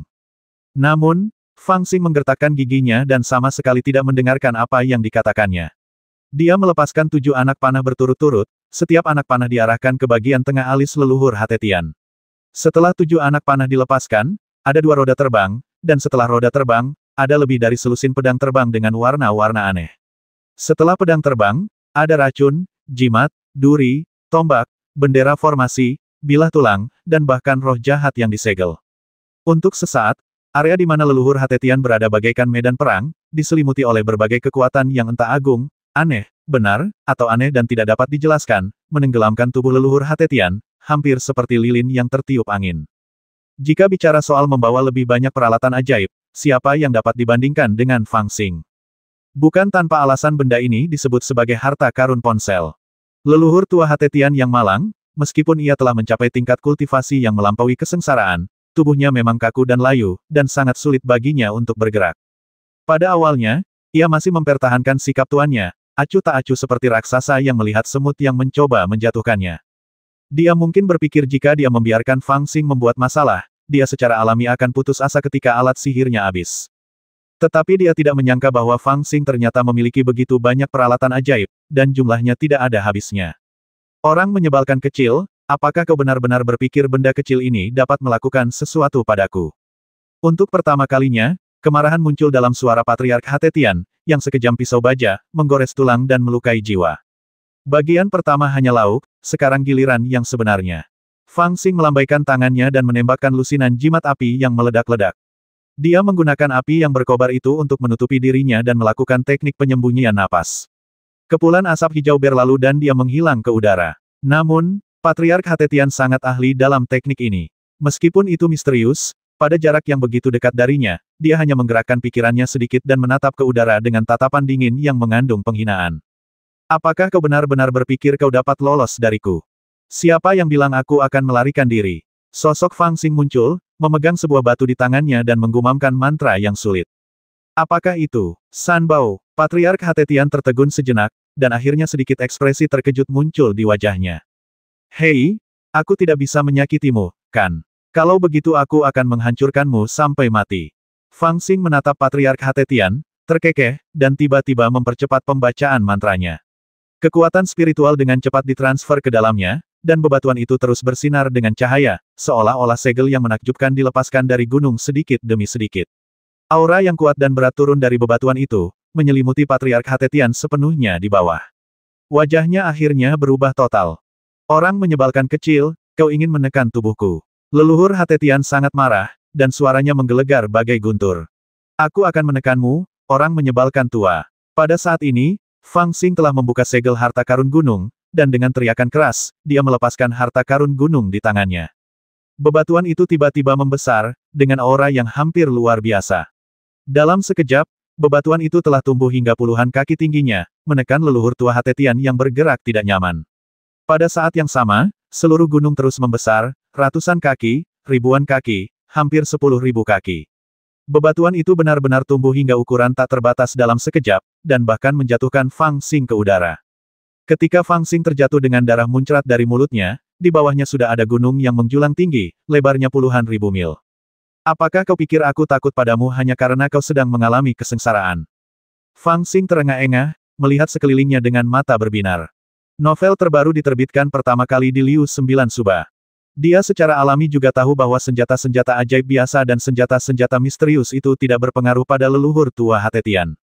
Pada awalnya, kartu trufnya adalah harta karun gunung ini. Sekalipun engkau mengalami kesengsaraan, sekalipun engkau memiliki kekuatan sihir tak terbatas, aku tidak percaya bahwa gunung tidak dapat menghancurkanmu. Jika itu adalah kesengsaraan lain, gunung ini tentu saja tidak akan berguna. Selama Fang Xing melafalkan mantra, itu sudah cukup untuk membasminya ribuan kali. Namun, Patriark Hatetian sangat lemah sehingga dia bahkan hampir tidak bisa menggerakkan jari, apalagi menggerakkan tubuhnya dan menghindari gunung yang jatuh dari langit ini. Seolah-olah dia sedang duduk di sana menunggu Fang Xing menggunakan gunung itu untuk menghancurkannya. Kau ingin aku menjagamu agar kau bisa melarikan diri. Aku akan menjepitmu di bawah gunung dan melihat bagaimana kau bisa keluar. Setelah mengambil beberapa napas, Fang Xing menghela napas lega dan mulai berbicara kasar ketika dia melihat Patriark Hatetian tidak melarikan diri dengan menghancurkan gunung secara dramatis. Menghadapi seorang kultivator dengan tingkat kultivasi yang mengerikan, meskipun ia telah bermeditasi selama ribuan tahun, tubuhnya telah membusuk, pikirannya lemah, dan hanya 1/10.000 kekuatannya yang tersisa, Fang Xing tidak berani ceroboh, karena dibandingkan dengan lelaki tua ini, ia memang selemah semut. Tentu saja, itu juga merupakan keterampilan yang hebat bagi seekor semut seperti dia untuk memindahkan gunung dan menekannya ke bawah. Dasar orang menyebalkan kecil, aku heran kau berani menyerangku. Aku juga heran kau bisa tahu kalau tubuhku sedang membusuk. Aku bahkan lebih heran kau bisa memikirkan cara seperti itu untuk menekan tubuhku. Tepat sebelum Fang Xing menghela napas lega, sebuah suara memekakkan telinga tiba-tiba terdengar, dan cahaya ungu muncul di atas kepalanya. Pada saat ini, Fang Xing begitu ketakutan hingga jantungnya hampir berhenti berdetak, dan dia menatap ke langit dengan mata terbelalak. Pada saat ini, di udara, ada sosok leluhur kebencian seukuran kepalan tangan yang terbang di udara. Sosok itu tampak seperti manusia dan menatapnya dengan amarah di matanya. Jiwa yang baru lahir telah menetas. Jiwa yang baru lahir telah melampaui kesengsaraan. Fang Xing tampak terkejut tiba-tiba. Dia berteriak, melompat, dan mengayunkan pedangnya untuk menebas Nas Chen Sol. Itu kemampuanmu untuk memaksaku mengambil alih tubuhmu. Jiwa yang baru lahir meraung, suaranya bercampur dengan gemuruh guntur, yang membuat Fang Xing pusing. Pedang itu tidak lagi bisa diayunkan saat setengah jalan, dan jiwa yang baru lahir mengeluarkan suara whoosh dan berubah menjadi cahaya ungu yang menembus dahi Fang Xing. Ketika suara Patriark Hatetian terdengar lagi, itu secara mengejutkan di lautan kesadaran Fang Xing dengan kolam guntur keberuntungan, aku tidak ingin menyerahkan tubuhku. Bahkan jika itu telah membusuk, aku masih dapat menggunakan kekuatan kolam guntur keberuntungan untuk melanjutkan hidupku. Tapi, orang menyebalkan kecilmu sedikit mengejutkanku. Kamu benar-benar menekan tubuhku. Tidak ada yang bisa kulakukan. Aku hanya bisa meminjam cangkang dagingmu untuk pergi dari sini. Kamu tinggal di sini dan jaga permainan catur. Aku akan menggunakan tubuhku untuk menjaga papan catur, dan aku akan meminjam cangkang dagingmu untuk kembali ke dunia. Leluhur Hatetian menyerbu lautan kesadaran Fang Xing, meraung seperti guntur, dan menerkam menara Dao Fang Xing. Alam adalah jurang yang paling sulit untuk diseberangi. Meskipun kekuatan spiritual Patriark Hatetian telah melemah secara ekstrim, mengatasi kesengsaraan adalah mengatasi kesengsaraan. Baginya, menggunakan jiwa baru lahirnya yang telah mengalami 3 kesengsaraan guntur untuk mengambil alih daging dan darah seorang kultivator pembangun fondasi seperti Fang Xing adalah hal yang mudah. Namun, bahkan dia tidak menyangka bahwa Fang Xing, yang menemukan bahwa jiwa baru lahir telah menyerbu lautan kesadarannya, malah tertawa terbahak-bahak orang menyebalkan tua, jika sebelumnya kau mengatakan kepadaku bahwa kau ingin memiliki tubuhku, aku tidak akan berusaha sekuat tenaga. Kau dapat memiliki siapapun di surga atau di bumi, tetapi jika kau ingin memiliki tubuhku, maka kau telah menabrak tembok bata. Api sejati Samadhi, keluarlah dan bakar orang menyebalkan tua ini sampai mati. Ledakan. Di lautan kesadaran Fang Xing, api tak berujung tiba-tiba mulai menyala, mengisi kekosongan dalam sekejap. Bahkan jiwa baru Patriark Hatetian sangat terkejut setelah menyentuh api itu, dan segera menyebarkan cahaya ungu untuk pertahanan. Api sejati Samadhi. Anda jelas-jelas hanya seorang pembangun fondasi. Bagaimana Anda bisa memiliki api sejati Samadhi di dalam tubuh Anda?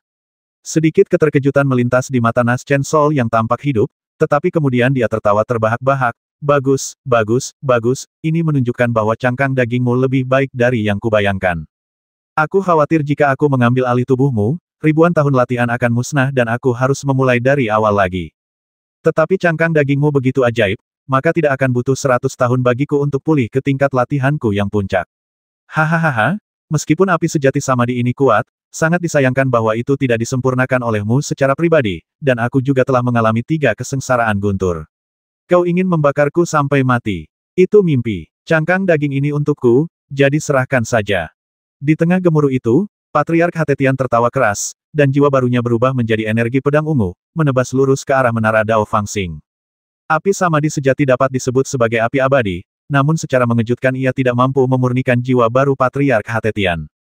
Energi pedang ungu yang ditransformasikan dari jiwa baru lahir kesengsaraan leluhur tua hentian melepaskan kekuatan yang mencengangkan dalam sekejap, menebas menara Dao Fang Xing seperti menghancurkan langit dan bumi. Pedang ini ditransformasikan dari kesadaran jiwa baru lahir kesengsaraan, dan kekuatannya tak terlukiskan. Hanya dengan satu pedang ini, tampaknya pedang itu akan menghancurkan menara Dao Fangxing, menghancurkan jiwa sejatinya, lalu melahap jiwa sejatinya dalam satu tegukan dan mengambil tubuh fisiknya. Retakan. Di dalam lautan kesadaran, menara Tao Ungu 9 lantai yang mewakili kultivasi Fangxing sendiri, atau dengan kata lain, penghalang pertama yang biasanya melindungi roh sejati Fangxing, tiba-tiba memiliki retakan yang tak terhitung jumlahnya di bawah tebasan pedang ungu jiwa baru lahir. Setelah beberapa saat, menara Tao 9 lantai itu tiba-tiba terbelah, hanya menyisakan roh sejati Fangxing, duduk sendirian di panggung teratai, mengambang dengan tenang di kehampaan. Dengan satu pedang, seluruh kultivasi Fangxing hancur. Akibat dari pedang itu akan menghancurkan jiwa sejatinya, tetapi di atas panggung teratai tempat jiwa sejatinya duduk, cahaya putih kabur muncul, beriak seperti gelombang air, dan menghalangi semua niat pedang. Jiwa sejati Fangxing seperti bayi yang baru lahir, tanpa pertahanan apapun, tetapi segel teratai ini secara mengejutkan memberi bayi itu baju besi. Basis Dao Ungu, roh sejati cangkang ibel, platform Dao teratai, orang menyebalkan kecil, potensimu lebih besar dari yang aku kira. Ketika jiwa baru leluhur Hatetian melihat pemandangan ini, dia sedikit tertegun, tetapi menjadi lebih bersemangat lagi.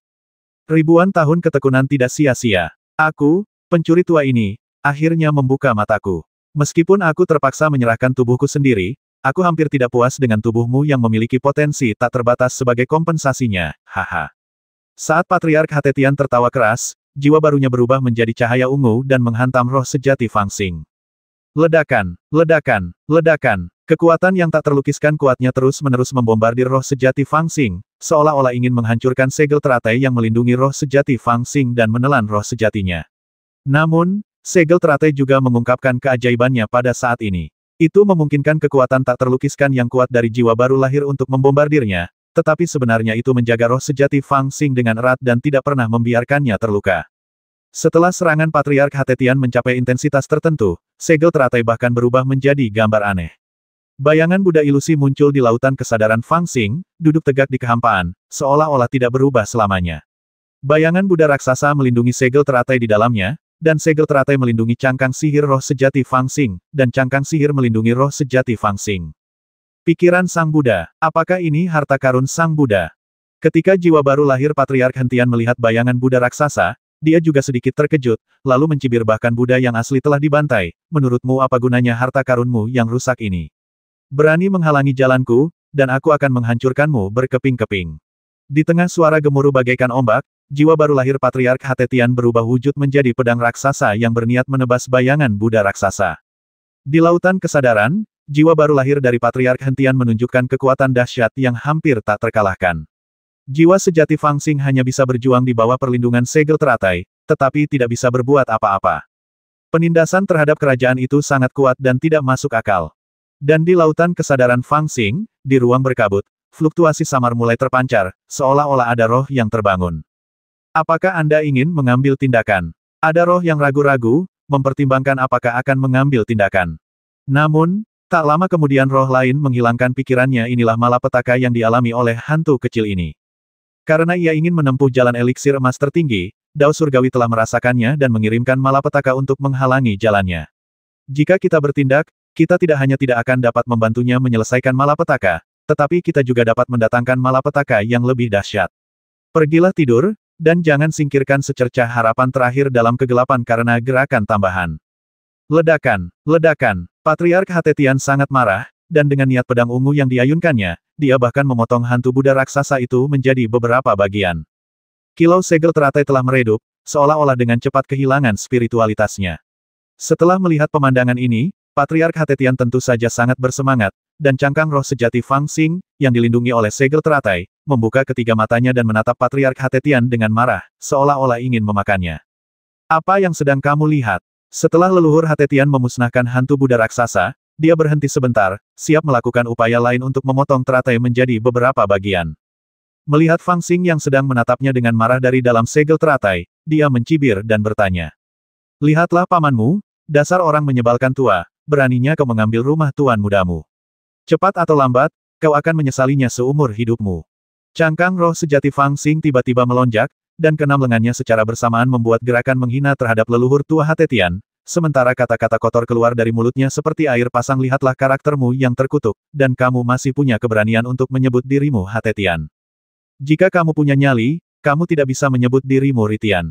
Biarkan aku memberitahumu, keturunanmu di luar telah kumusnahkan, dan aku pasti akan memusnahkan satu lagi saat aku keluar. Kupikir akan ada serangan balik, tapi aku terkejut. Aku tidak menyangka itu hanya umpatan.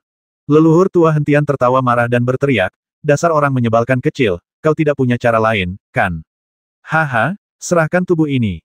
Sang bayi kesengsaraan berbalik, dan segera melepaskan energi pedang ungu yang mengerikan, menebas ke arah Lian Bao. Retakan. Sebuah retakan telah muncul pada harta karun teratai. Aku tidak dapat bertahan lebih lama lagi. Pada saat ini, Fang Xing juga tercengang, dengan ekspresi keheranan. Apakah ini benar-benar akhir bagiku? Aku telah kehilangan begitu banyak hal hingga aku bahkan tidak memiliki seorang istri. Fang Xing ingin menangis tetapi saat ini tidak ada air mata, dan dia tidak dapat menahan rasa bencinya pada surga. Adapun si tua Hatetian, dia tertawa keras dan berusaha sekuat tenaga untuk melancarkan serangan terakhir. Sebenarnya, dia sudah mencapai batas kekuatannya. Dia ingin perlahan-lahan memadatkan kekuatan spiritualnya dan memusatkan semuanya pada Naschen Soul-nya sehingga dia akan memiliki cukup kekuatan untuk melahap hantu kecil ini. Namun, dia tidak menyangka bahwa dia akan begitu sulit dihadapi. Dia melihat kelemahan tubuhnya yang membusuk dan benar-benar menggunakan segunung harta karun untuk menekannya. Dalam keputusasaan, dia harus buru-buru mendesak Naschen Soul-nya untuk menetas, tetapi kekuatan yang terkumpul tidak cukup. Sekarang dia hanya bertahan, mencoba menghancurkan harta karun teratai yang melindungi jiwa sejati Fang Xing. Jika teratai itu pecah terlebih dahulu, dia akan melahap jiwa sejati Fang Xing dan mengambil alih cangkangnya dengan sukses. Jika jiwa baru lahirnya habis, maka jiwa itu akan hancur dan dia akan gagal dalam usahanya merebut cangkang itu. Baginya, inilah satu-satunya sinar harapan yang telah dinantikannya selama ribuan tahun. Kau yang mati atau aku yang mati. Novel terbaru diterbitkan pertama kali di Liu 9 Suba. Tidak seorang pun dapat membayangkan bahwa ketika Fang Xing menemukan kepemilikan jiwa baru lahir di tingkat ke-8 Jalan Tongtian. Di luar Jalan Tongtian, di Rerun Dewa Taisang, aura kematian purba baru saja memudar, dan para pemimpin berbagai klan bersiap untuk memanfaatkan kesempatan singkat ini untuk meninggalkan Rerun Dewa Taisang dengan bantuan diagram pemecah formasi yang ditinggalkan Fang Xing di tangan Hen Tianning, dan kemudian membuat pengaturan, menunggu Fang Xing, yang telah berhasil menerobos jalan kuno, untuk kembali.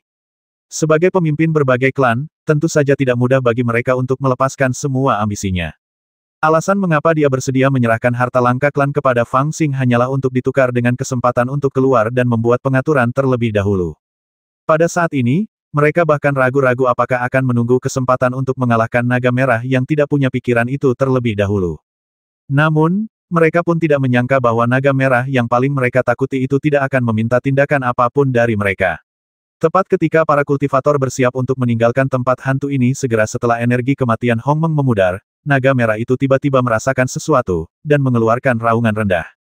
Ia menoleh ke bagian dalam Rerun Dewa, menatap kosong, dengan kegelisahan yang mendalam tersembunyi di matanya yang besar.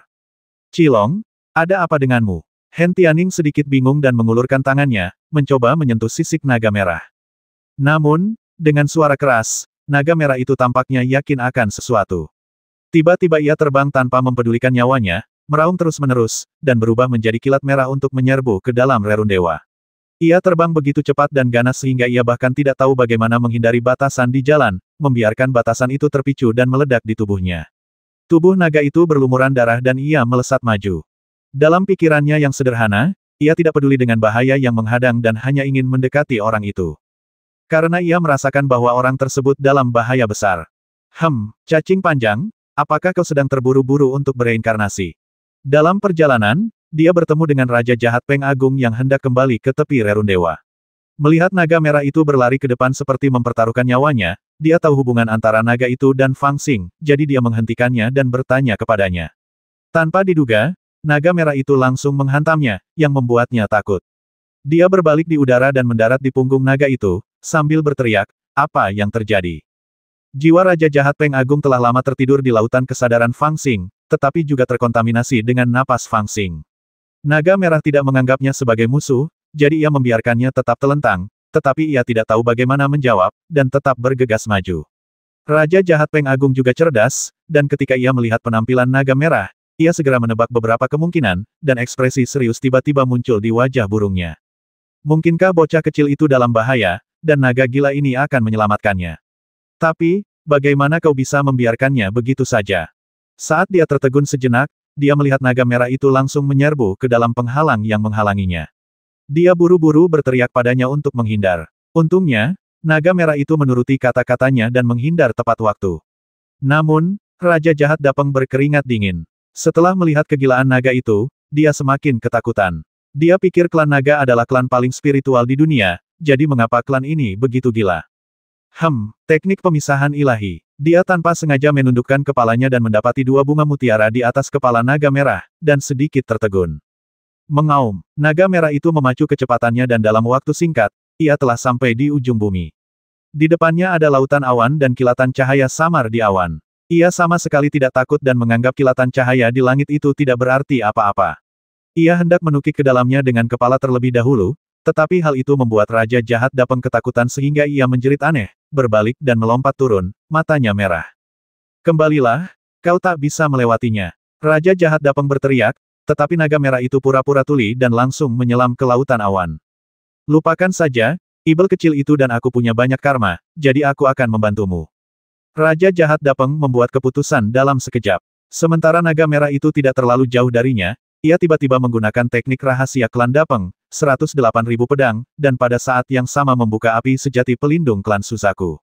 Dengan suara whoosh, ia berubah menjadi seberkas api dan melesat maju.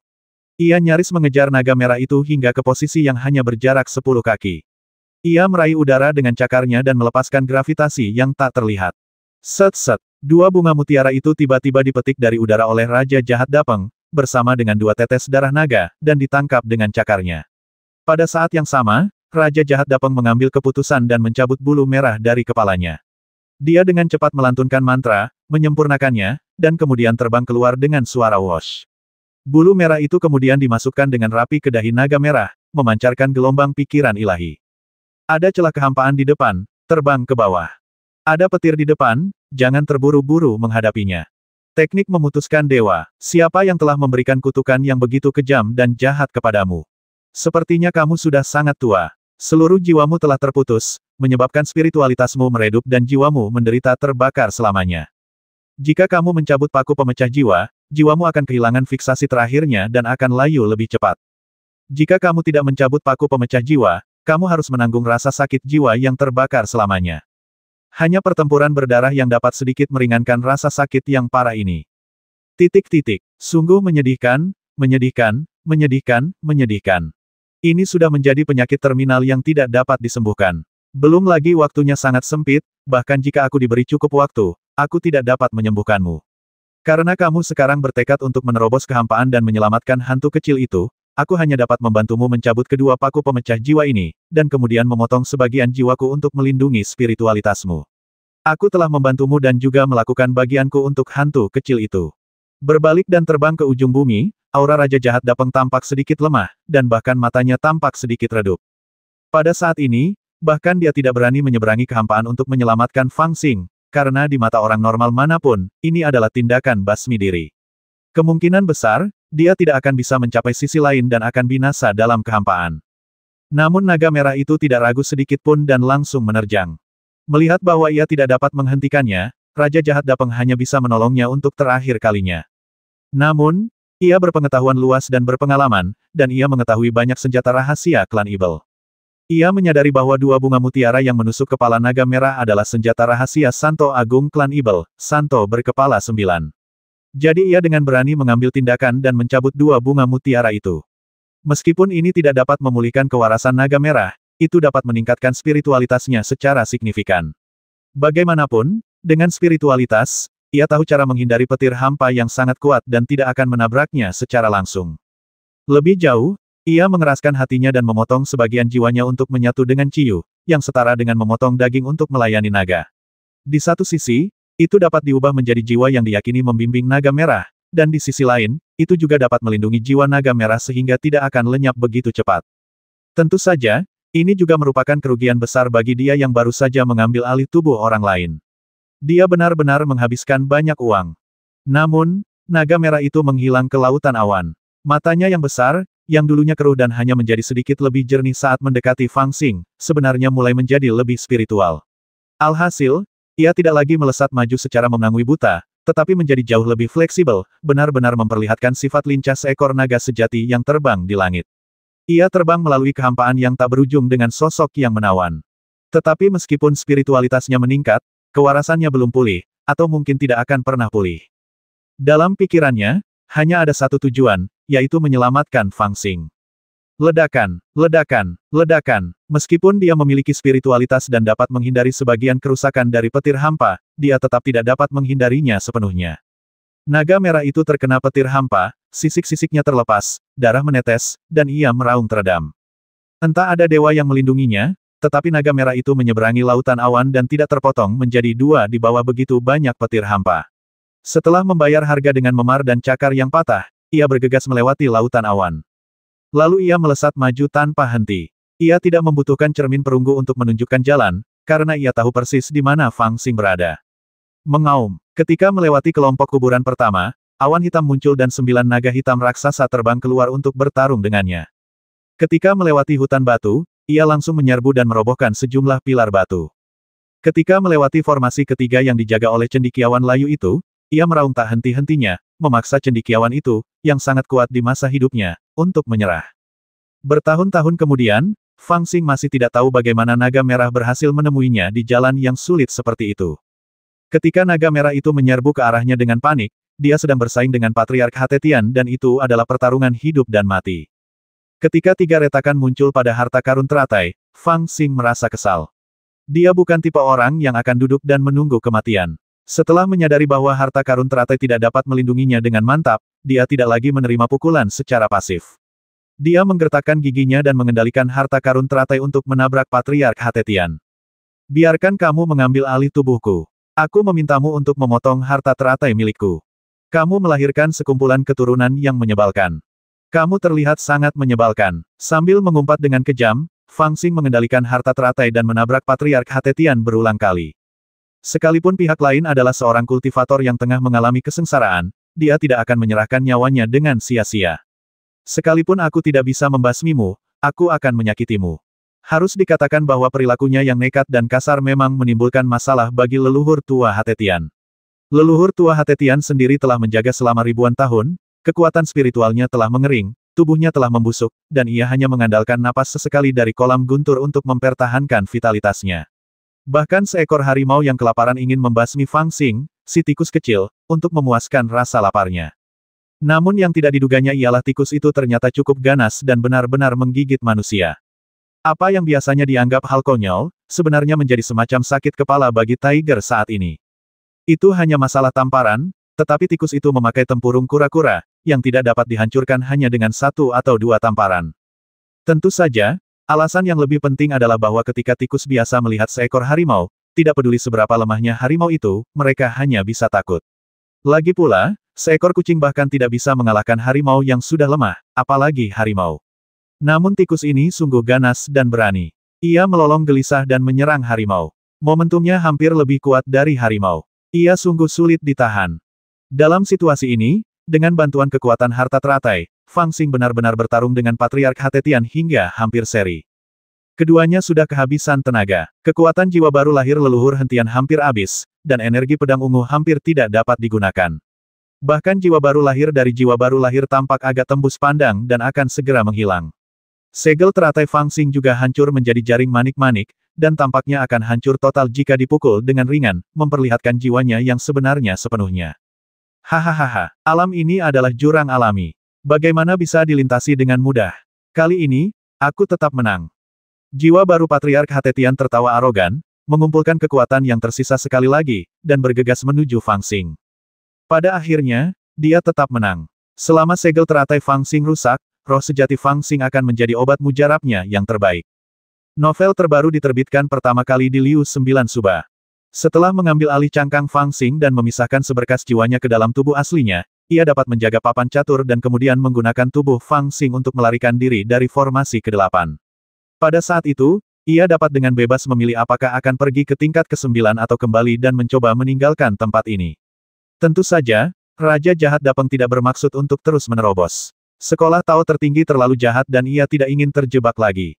Dia menyaksikan dengan tak berdaya saat pukulan terakhir hendak menghancurkan segel teratai dan melahap jiwa sejati Fang Xing. Namun pada saat itu, tiba-tiba terdengar raungan naga di sekitar. Itu adalah auman naga dengan kemarahan dan kecemasan tiada akhir, namun juga dipenuhi dengan kekhawatiran mendalam. Raja jahat Dapeng tertegun sejenak, sementara Fang Xing terkejut, seolah-olah dia teringat sesuatu. Apakah itu guk-guk besar? Pada saat ini di dunia luar, naga merah tiba-tiba tiba di tingkat ke-8. Permainan catur sudah dimulai. Naga merah bergegas dan melanggar batasan di luar permainan catur. Ia benar-benar menerobos masuk ke dalam permainan catur secara langsung. Setelah itu, ia bergegas ke papan catur, menuju Fang Xing yang sedang duduk bersila di puncak gunung. Mata besarnya menatapnya dengan ngeri saat napasnya sangat tidak teratur. Ia bingung dan hanya tahu bahwa Fang Xing dalam bahaya, tetapi tidak tahu di mana musuh Fang Xing berada. Namun, spiritualitasnya telah pulih, yang memungkinkannya merasakan sesuatu dengan tajam. Kepala naga itu tiba-tiba mencondongkan tubuh ke depan dan menempelkan dahinya ke dahi Fang Xing. Ini persis tindakan yang kadang-kadang dilakukan Fang Xing saat bermain dengannya, hanya saja kali ini, kontak dahi ke dahi tidak seperti gulat biasa. Sebaliknya, melalui sendewa ini, naga merah itu tidak ragu-ragu untuk memindahkan jiwanya ke lautan kesadaran Fang Xing. Pada saat ini, Fang Xing dan leluhur Hatetian, yang sedang bertarung sampai titik hidup dan mati, mendongak dengan ngeri dan melihat seekor naga emas yang agung muncul di lautan kesadaran Fang Xing. Naga emas itu terbakar dengan api hitam, yang berarti jiwanya terbakar tanpa henti. Tubuh dan dagingnya menekan kecepatan pembakaran, tetapi sekarang dalam pikiran Fang Xing, seolah-olah jiwa naga emas itu telah melepaskan perlindungan dagingnya, sehingga kecepatan pembakaran jiwa tiba-tiba meningkat. Namun, ketika melihat jiwa baru lahir Patriark Hatetian, mata naga emas itu tampak menunjukkan sedikit kegembiraan dan keganasan, karena akhirnya melihat di mana musuh Fang Xing berada. Ia mengayunkan tubuhnya dan bergegas menuju jiwa baru lahir Patriark Hatetian seperti kilat. Jiwa itu secepat kilat, dan api hitam yang membara membuatnya tampak seperti anak panah dewa. Apa? Leluhur hentian terkejut dengan kejadian yang tiba-tiba ini dan meraung keras. Pada saat yang sama, dia terbang menjauh dengan cepat, mencoba menghindari anak panah itu, tetapi dia kelelahan, dan kecepatannya lambat. Dia langsung terkena serangan naga emas yang terbang itu. Jiwa baru lahirnya, yang telah menjadi tembus cahaya, tiba-tiba mengeluarkan suara keras, dan retakan tak berujung muncul.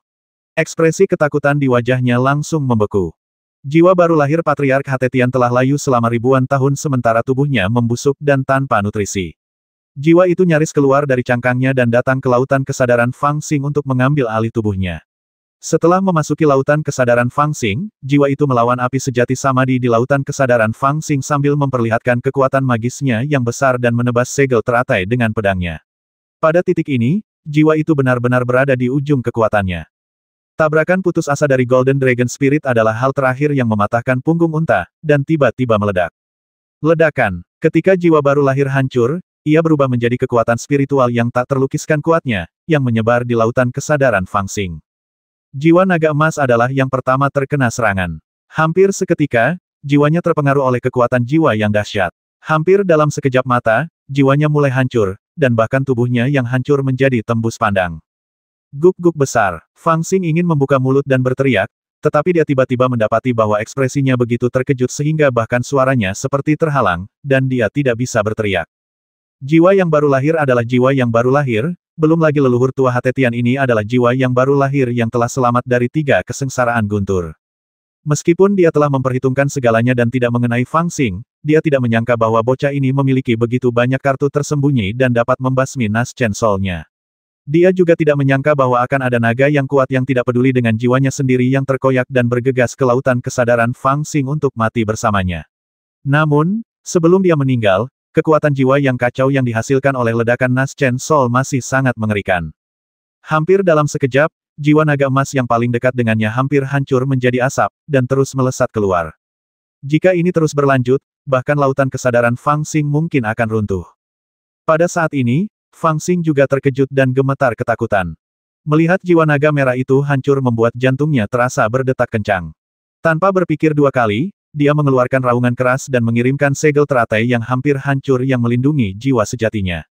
Itu berubah menjadi cahaya sebening kristal dan terbang ke dahi jiwa naga emas yang akan menghilang. Segel teratai itu sangat ajaib, dan meskipun akan hancur, kemampuannya untuk melindungi jiwa abadi masih ada, dan itu langsung memperbaiki jiwa naga emas yang akan hancur. Setelah itu, roh Ibel berkepala 3 dan berlengan 6 milik Fang Xing yang muncul dalam wujud roh Ibel, meraung ke langit tanpa perlindungan apapun. Seketika, Api yang berkobar membakar ke segala arah. Itu semua adalah api sejati yang telah mengisi kembali samadhi. Itu seperti api spiritual, membakar dari dasar lautan kesadaran, membungkus kekuatan spiritual leluhur Hatetian yang tak tertandingi di dalamnya, memurnikannya. Benci itu. Benci itu. Saya telah menunggu selama ribuan tahun, dan inikah hasil yang saya dapatkan. Otang pembawa sial, kekalahanku bukan karena kekuatanku sendiri, tapi karena takdir malapetaka. Meskipun jiwa baru lahirnya telah hancur, masih ada beberapa fragmen spiritual leluhur tua Hatetian yang tersisa, yang semuanya sedang disempurnakan oleh api sejati samadhi. Mereka meraung putus asa, dengan amarah dan kebencian, dan kekerasan yang mencengangkan, bergulir masuk dan keluar, menyapu lautan kesadarannya. Tetapi yang paling dibencinya bukanlah Fang Xing, melainkan dewa. Dia adalah seorang pria dengan bakat yang luar biasa. Usianya belum mencapai 1000 tahun, tetapi dia telah memasuki alam yang melampaui kesengsaraan. Bahkan di Senzu, dia adalah bakat yang langka. Sayangnya, ia dijebak dan tidak punya tempat untuk berdiri di dunia, jadi ia terpaksa melarikan diri ke Guixu di Laut Cina Selatan, yang merupakan tempat yang bisa ia masuki tetapi tidak bisa ia tinggalkan. Namun, Patriark Hentian tetap menolak untuk mengakui kekalahan. Ia mengandalkan bakatnya sendiri untuk melanjutkan jalan kuno ke Tongtian dan menerobos 7 tingkat Tongtian. Namun, ia terjebak dalam permainan catur 10 mutlak. Namun, ia tetap tidak menyerah, dan mengirim salah satu klonnya yang memegang cermin ajaib untuk melarikan diri dari Rerun Dewa, menyiapkan rencana untuk melarikan diri. Namun, dia tidak menyangka kloningannya akan diburu oleh leluhur klan Fengtian, Lu Fengtian, yang ingin menggunakannya sebagai ibel tua terakhir untuk memurnikan pedang ajaib Fengtian. Akibatnya, kloning tersebut bertarung sengit dengan Lu Fengtian, dan keduanya terluka. Karena tergesa-gesa, kloning tersebut harus menyegel dirinya sendiri dalam potret tersebut untuk melindungi cermin tersebut, dan meninggalkan pesan kepada para pelayan leluhur Hatetian saat itu, mengatakan bahwa cermin perunggu adalah satu-satunya harapan untuk meninggalkan Guixu, dan jika ada seseorang dengan bakat luar biasa dalam garis keturunan Hatetian, dia akan membakar potret tersebut, mengambil cermin tersebut, dan pergi ke istana Tao Taisang untuk menyambut leluhur tersebut kembali. Ketika cermin harta karun itu keluar lagi, pengaturan yang ditinggalkan oleh Patriark Hatetian di Istana Tao Taisang secara alami akan menghasilkan respons. September akan naik ke surga, formasi besar akan ditutup, dan ditambah dengan jejak pikiran Patriark Hatetian yang masih ada di cermin harta karun itu akan dapat dengan lancar mengarah ke tingkat ke-8 Tongtian. Namun, tidak seorang pun menduga bahwa pemberontakan Guixu dipicu oleh 9 peti mati yang jatuh dari langit. Suku-suku tersebut bertempur untuk mendapatkan kesempatan meninggalkan Guixu dan memulai kekacauan. Para pelayan Patriark Hentian juga terluka parah dalam pertempuran itu, dan informasi yang tertinggal sudah tidak lengkap. Karena berbagai alasan, rencana yang disusun oleh leluhur Hatetian bertahan selama ribuan tahun, begitu lamanya hingga membuatnya gila. Akhirnya, secara kebetulan, seseorang benar-benar datang dan ada harapan untuk melarikan diri. Tetapi bagaimana mungkin dia bisa membayangkan bahwa dia, seorang kultivator yang telah mengatasi kesengsaraan, akan gagal di saat yang sama ketika dia mencoba mengambil alih tubuh seorang junior yang telah mendirikan yayasannya. Untuk roh terakhir ini, leluhur tua benci langit sungguh ingin menangis namun tidak ada air mata, ia hanya bisa membenci langit. Ya dewa, siapa yang akan percaya padamu jika kau bilang kau tidak bercanda? Fang Xing tentu saja tidak peduli dengan kesengsaraan paling tragis dalam sejarah. Ketika dia mengucapkan selamat tinggal pada dunia ini dan memurnikan kekuatan spiritual leluhur Hatetian yang kejam, jiwa naga merah yang hampir hancur telah kembali ke tubuh aslinya. Fang Xing juga buru-buru menarik diri dari lautan kesadaran. Ketika dia membuka matanya, dia melihat sepasang mata besar, sangat dekat dengannya, menatapnya dengan tenang. Naga merah itu masih menempelkan dahinya di dahinya, tanpa bergerak. Guk-guk besar, kamu belum selesai, kan? Fang Xing berteriak dengan suara gemetar, mengangkat kepala besar naga merah itu dengan kedua tangannya. Spiritualitas di mata besar naga merah itu hampir menghilang saat ini, dan hanya sedikit keintiman yang tersisa, masih melekat pada Fang Xing. Ia telah terluka parah. Belum lagi luka fisiknya, jiwanya juga diambang kehancuran. Meskipun kau menggunakan harta langka itu untuk melindungi bagian terakhir jiwanya, ia hanya dapat memperlambat kecepatan kehancuran jiwanya. Tidak ada yang dapat kau lakukan untuk menyelamatkannya. Ada bulu merah yang tersangkut di belakang leher naga merah itu. Di sanalah sebagian jiwa Raja Jahat Dapeng berada. Pada saat ini, bulu itu memancarkan fluktuasi spiritual dan mengirimkan pesan kepada Fang Xing. Fang Xing tidak menjawab. Dia menarik napas dalam-dalam dan menatap tubuh naga merah itu. Tubuh naga itu penuh dengan bekas luka. Luka-lukanya begitu parah sehingga tidak tertahankan untuk dilihat. 3 dari 4 cakarnya patah, dan bahkan setengah dari sisiknya hampir terkelupas, memperlihatkan luka berdarah di mana tulang-tulangnya hampir terlihat. Bahkan saat dalam bahaya, ada luka yang hampir mematahkannya menjadi dua, seolah-olah disebabkan oleh petir dari kehampaan. Dapat dikatakan setidaknya ada 4 bekas luka di tubuhnya yang bahkan berakibat fatal. Fang Xing tidak dapat memahami bagaimana naga merah itu keluar dari rerun Dewa Taisang, menerobos ke jalan kuno Tongtian, dan bergegas ke sisinya. Namun, meskipun tubuhnya terluka parah dan jiwanya hendak menghilang, mata naga merah sangat tenang, dan bahkan sedikit bersemangat. Ia perlahan membuka mulutnya, seolah hendak menjulurkan lidahnya dan menjilati Fang Xing. Biasanya, saat menjilati Fang Xing akan merasa jijik dan menamparnya. Oleh karena itu, ia hanya bisa melancarkan serangan diam-diam, memanfaatkan ketidaksiapan Fang Xing, ia akan menjilatinya dengan suara wosh, lalu dengan cepat menarik lidahnya, menutup matanya dan menunggu Fang Xing menamparkan kepalanya. Kali ini, ia juga ingin melancarkan serangan diam-diam, tetapi lukanya terlalu parah, dan gerakannya sangat lambat, dan ia tidak menjulurkan lidahnya untuk waktu yang lama. Jilat jilat jilat, jilat pamanmu. Fang Xing menamparkan kepalanya, matanya merah, dan mengutuk setelah menjilatiku untuk terakhir kalinya, kamu ingin mati, kan? Begitulah ceritanya, tapi aku tidak akan membiarkanmu mati, jadi kamu tidak bisa mati, ikutlah denganku. Dia menggertakkan giginya, mengambil 2 napas dalam-dalam, dan meludah ke tanah. Kemudian dia mengangkat kepala naga merah itu dengan kedua tangannya, meraung, dan langsung membawa kepala naga merah itu di pundaknya. Kemudian dia terbang ke langit. Setelah dia berada lebih dari 30 kaki di atas tanah, ujung ekor naga merah itu baru saja meninggalkan tanah. Fang Xing membawa naga merah itu seperti ini, terhuyung-huyung, dan terbang ke depan. Sehat, bahkan jiwa Raja Jahat Dapeng, setelah melihat pemandangan ini, tidak tahu harus berkata apa. Papan catur yang tersebar di sekeliling berubah menjadi asap yang beterbangan dan menghilang terus-menerus. Bahkan leluhur tua Hatetian tidak menyangka bahwa level ke-8 dari permainan catur 10 mutlak ini adalah permainan untuk menghancurkan kematian. Dalam situasi di mana tidak ada harapan hidup, secercah harapan dapat dihancurkan dan permainan akan terpecahkan dengan sendirinya. Fang Xing telah selamat dari permainan yang telah dibuat oleh leluhur tua Hatetian selama ribuan tahun, jadi dia pasti telah memahami logika permainan dan memecahkannya secara tidak sengaja. Novel terbaru diterbitkan pertama kali di Liu 9 Suba. Permainan catur berakhir, dan Fang Xing dan Qilong kembali berada di depan gurun. Ke depan, tidak ada pemandangan yang terlihat kecuali lempengan batu hijau dengan tulisan samar di atasnya. Di balik lempengan batu itu ada sekat kehampaan. Tidak ada yang lain. Fang Xing melirik dan melihat 2 baris kata yang tertulis di lempengan batu itu, jalan menuju surga terputus, secercah harapan untuk keabadian akan diberikan kepada orang yang ditakdirkan. Ciyu, yang telah memisahkan kesadaran ilahinya dari Raja Jahat Peng Agung, langsung terkejut ketika dia memindai kata-kata di prasasti batu. Kesadaran ilahinya berfluktuasi. Dari apa yang tertulis di prasasti ini, mungkinkah jalan menuju surga terputus di tingkat ke-8? Siapa di bumi yang memiliki kekuatan magis yang begitu besar untuk memutus jalan menuju surga di tingkat ke-8? Bukankah kita melewati tingkat-tingkat sebelumnya dengan sia-sia? Prasasti itu mengatakan bahwa ada secercah harapan bagi para dewa. Apa secercah harapan ini? Fang Xing tidak menjawab. Dia memejamkan mata, merasakan dengan saksama, dan tiba-tiba terbang ke kiri depan. Apa yang kamu cari? Bulu merah itu memancarkan fluktuasi, tetapi Fang Xing mengabaikannya dan terus terbang ke depan. Tak lama kemudian, Raja Jahat Dapeng tahu apa yang sedang dicarinya. Di depannya, sebuah lubang batu yang disinai petir telah muncul. Jari-jarinya sekitar 10 kaki dan memancarkan cahaya redup. Dari waktu ke waktu, ular petir muncul di langit di atas kolam, tampak sangat sakral. Bahkan pada jarak 100 kaki, dia bisa merasakan vitalitas yang melimpah.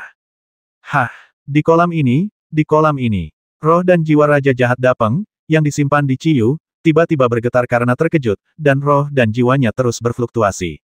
Ini adalah Thunder Pond of Creation. Monster tua itu mampu bertahan hidup di papan catur selama ribuan tahun berkat aura Thunder Pond ini. Fang Xing menggendong naga merah dan berjalan menuju ujung kolam guntur selangkah demi selangkah. Dia menjelaskan kepada Raja Jahat Peng Agung dengan suara rendah. Kolam guntur penciptaan. Ternyata itu adalah kolam petir keberuntungan. Sinar harapan yang disebutkan pada prasasti itu ternyata merujuk pada ini. Keberuntungan, ini benar-benar keberuntungan. Jiwa Raja Jahat Peng Agung menjadi bersemangat, dan bahkan fluktuasi pikiran ilahinya menjadi kacau.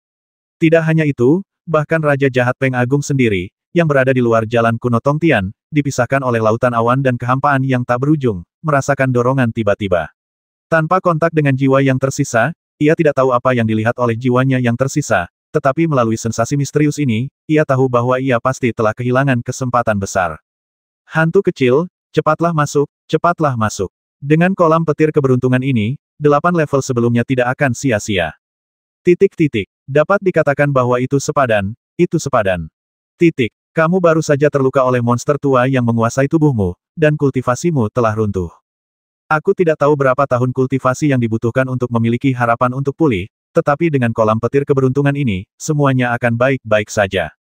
Kamu tidak perlu melakukan apapun, cukup masuk ke kolam petir dan tidur, apakah itu 100 tahun, 1000 tahun, atau 10.000 tahun, siapa yang peduli, semakin lama semakin baik, ketika kamu bangun, kamu bahkan mungkin langsung menjadi abadi. Bulu merah Raja Jahat Dapeng pun ikut terbang gembira dan berkibar di udara. Ada sebuah kalimat dalam ingatan Sukue yang mengatakan bahwa 10 alam bawah absolut mengandung kekuatan abadi. Itu benar adanya. Meskipun jalan menuju surga terputus, sinar keabadian ini bernilai segalanya. Sehelai bulu beterbangan dengan gembira di udara, dan kelihatannya sangat aneh.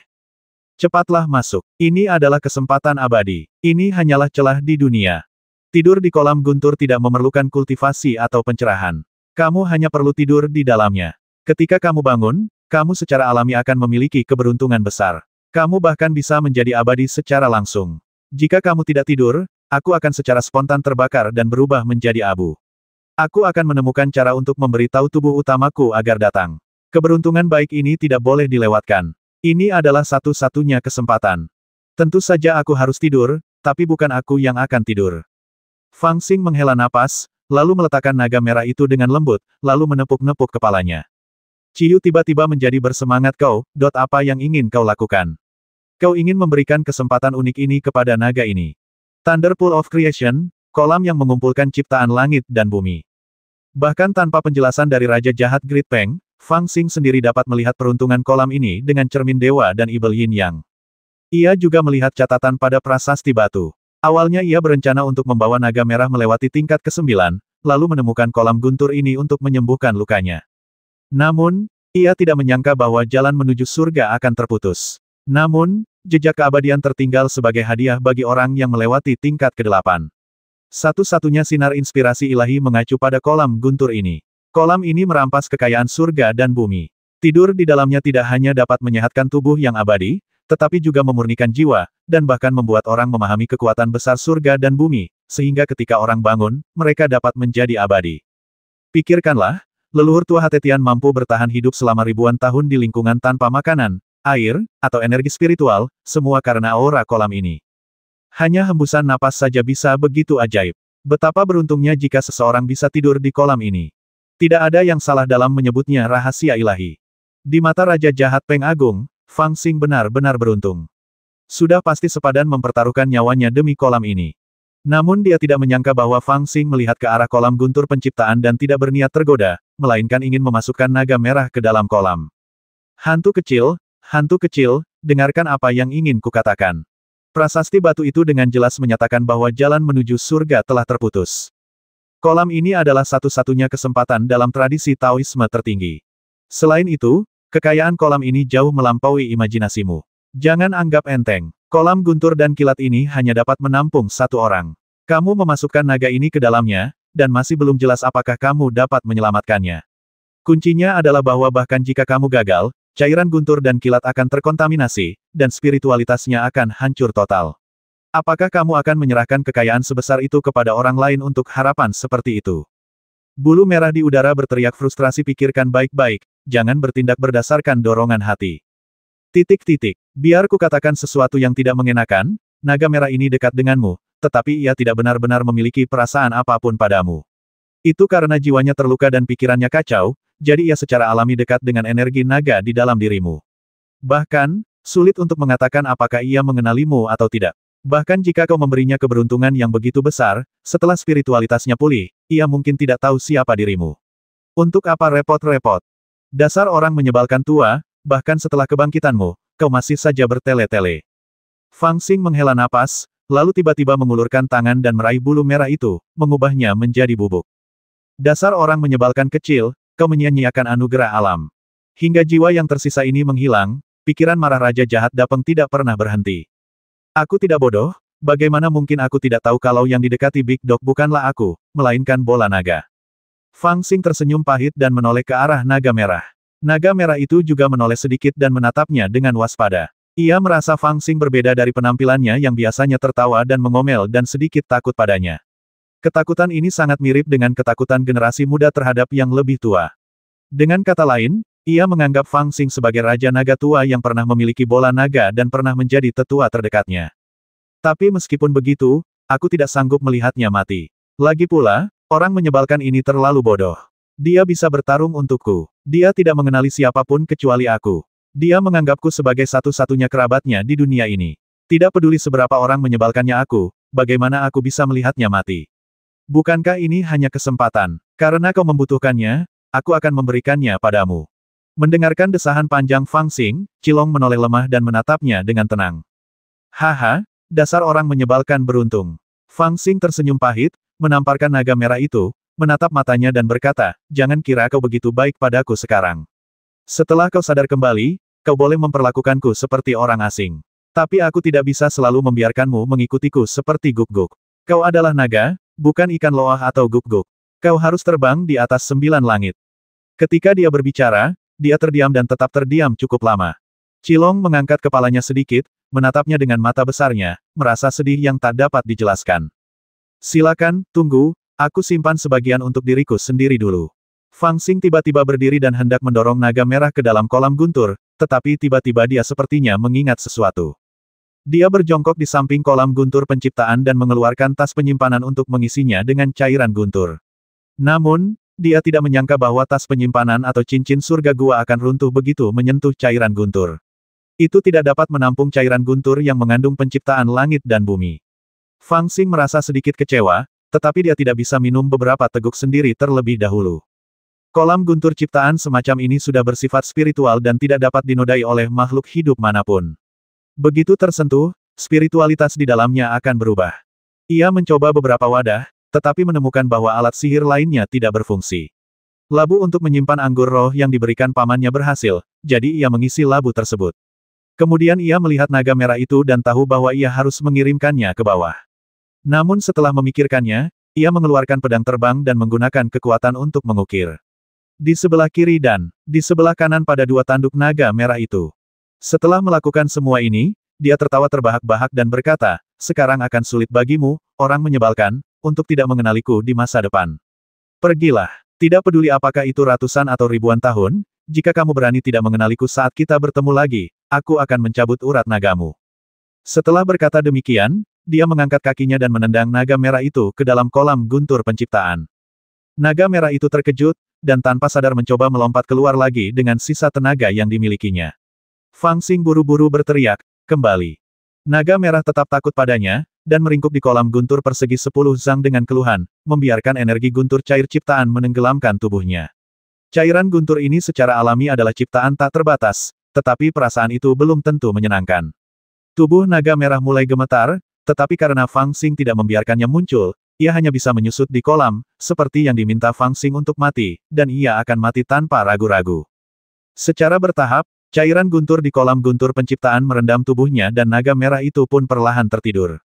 Adegan terakhir di pupil matanya adalah Fang Xing menggaruk kepalanya dengan jengkel, mengumpat, tiba-tiba aku merasa sedikit menyesal. Saat ia terbangun, Qilong bukan lagi Dagouzi, melainkan pangeran ketiga Aolai yang pernah berkelana di dunia. Fang Xing secara pribadi mengirimnya ke kolam guntur, tetapi dia tidak tahu apakah ini akan menjadi terakhir kalinya dia melihat guk-guk besar itu. Setelah duduk di tepi kolam selama beberapa saat, Fang Xing berdiri sambil mendesah, mengeluarkan beberapa larangan, dan meletakkannya di atas kolam petir. Faktanya, setelah naga merah tertidur, kolam petir memiliki pertahanan spiritualnya sendiri, dan orang luar tidak dapat menyentuhnya, tetapi Fang Xing selalu harus mengaturnya sendiri agar merasa nyaman.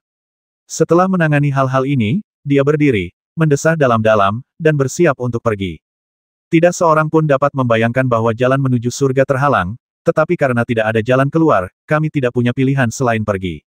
Akan tetapi, tepat saat Fang Xing hendak pergi, sebuah prasasti batu muncul tanpa suara di sebelah kirinya. Mereka yang meninggalkan Thunder Pool akan melewati 9 level. Ada sederet karakter besar di atasnya, ditulis dengan gaya flamboyan dan amat memukau. Mata Fang Xing langsung membelalak, dan dia menatap kosong ke arah huruf-huruf besar di prasasti batu. Butuh waktu lama baginya untuk bereaksi. Novel terbaru diterbitkan pertama kali di Liu 9 Suba. Selain sederet karakter besar, muncul pula beberapa karakter kecil yang merupakan suatu paragraf interpretasi. Setelah Fang Xing selesai membaca, dia sangat terkejut hingga terdiam lama. Dia tidak pernah menyangka bahwa jalan kuno menuju surga tidak terputus, dan apa yang baru saja dia lewati sebenarnya adalah tingkat ke-9. Secara sederhana, tingkat ke-9 ini terkait dengan kolam guntur keberuntungan, dan isinya sangat sederhana hingga keterlaluan. Jika Anda memilih sliper di kolam guntur keberuntungan, Anda tentu akan memiliki kesempatan untuk mendapatkan kolam guntur keberuntungan, tetapi tingkat ke-9 dianggap gagal. Hanya mereka yang telah menyerahkan Thunder Pool of Fortune dapat dikatakan telah benar-benar melewati 9 level. Karena tingkat ke-9 ini menguji hati Tao seseorang. Atau mungkin, tingkat ke-9 ini sebenarnya adalah jebakan. Kebanyakan orang, melihat bahwa jalan menuju surga telah terhalang dan memperoleh kolam petir keberuntungan ini, yang merupakan satu-satunya kesempatan tersisa untuk menjadi abadi di jalan menuju surga, niscaya akan memilih untuk memasuki kolam dan tidur. Lagi pula, tidur selama ratusan atau ribuan tahun akan menyelamatkan mereka dari kesulitan berlatih. Begitu mereka bangun, mereka mungkin menjadi abadi. Di mana mereka dapat menemukan hal yang begitu baik. Lagi pula, setelah susah payah menempuh perjalanan ke sini, jika Anda tidak memilih Thunder Pool of Fortune, apakah Anda akan pulang dengan tangan hampa? Tetapi selama Anda memilih Thunder Pool of Fortune, itu sama saja dengan gagal melewati level ke-9. Karena aliran Tao Taisang percaya bahwa memilih tidur di kolam guntur penciptaan sama saja dengan menyerahkan jalan menuju keabadian. Orang seperti itu, yang keyakinan Taoismenya tidak kuat, mungkin dapat menjadi abadi dengan bantuan kolam guntur, tetapi dia bukanlah keabadian yang dicari oleh aliran Tao tertinggi. Hanya mereka yang berencana untuk berjalan keluar dari jalan keabadiannya sendiri selangkah demi selangkah dapat dianggap telah benar-benar melewati 9 tingkat dan memenuhi persyaratan. Setelah memahami kebenaran ini, bahkan Fang Xing merasa sedikit geli. Sekolah Tao tertinggi sungguh terlalu ketat dalam menyeleksi pengikutnya. Level pertama menguji kecakapan tempur, level kedua menguji formasi, level ketiga menguji merapal mantra, level keempat menguji alkimia, level kelima menguji fleksibilitas, level keenam menguji pemahaman, level ketujuh menguji kesadaran spiritual, level kedelapan, permainan catur itu otomatis terpecahkan setelah aku membasmi Patriark Hatetian. Apakah itu ujian keberanian atau keberuntungan yang putus asa? Siapa peduli? Bagaimanapun, tidak ada satupun yang seaneh level ke-9. Fang Xing tidak dapat menahan diri untuk tidak mengutuk, kamu benar-benar menggunakan metode ini untuk menguji hati Daomu. Apakah kamu memilih seorang murid atau menantu? Apakah ada orang seperti itu? Kamu pantas mendapatkan kenyataan bahwa Sekte Taisang Daomu tidak dapat menemukan seorang murid selama puluhan ribu tahun. Bisakah kamu menemukan seseorang yang memenuhi persyaratanmu di dunia ini? Jika ada orang seperti itu, aku akan menjadi orang pertama yang memotongnya dengan pisau. Jika orang seperti itu ada, bagaimana kamu bisa membiarkan orang lain hidup? Tentu saja, dia sekarang mengumpat dengan keras, tetapi kemudian ketika semua orang mendengar tentang metode pengujian jalan kuno Tongtian Dao tertinggi dan mengutuk bahwa metode pengujian ini terlalu abnormal, dan hanya mereka yang lebih unggul dari suatu era, maha kuasa, sangat berbakat, dan mungkin jarang muncul dalam puluhan ribu tahun yang dapat lulus ujian, Fang Xing akan selalu menjawab dengan cara yang tidak terduga dan serius, Tuan Muda, ini adalah tipe orang. Sambil mengumpat dengan marah, Fang Xing meludah ke tanah beberapa kali untuk mengekspresikan rasa jijiknya terhadap aliran Tao tertinggi. Namun, tepat saat ia mulai marah, di kehampaan yang jauh, tiba-tiba muncul bagian tambahan di area yang tampaknya telah mencapai ujungnya. Di area itu, muncul altar hitam setinggi 99 kaki. Meskipun berwarna hitam, altar itu tampak sangat sakral. Sebuah tangga batu yang mengarah langsung ke puncak altar perlahan terus menurun dan mengarah langsung ke kaki Fang Xing. Apakah ini benar-benar ciptaan Sekte Tao tertinggi? Fang Xing tiba-tiba menutup mulutnya dan menatap ke arah altar dengan ekspresi gugup. 470.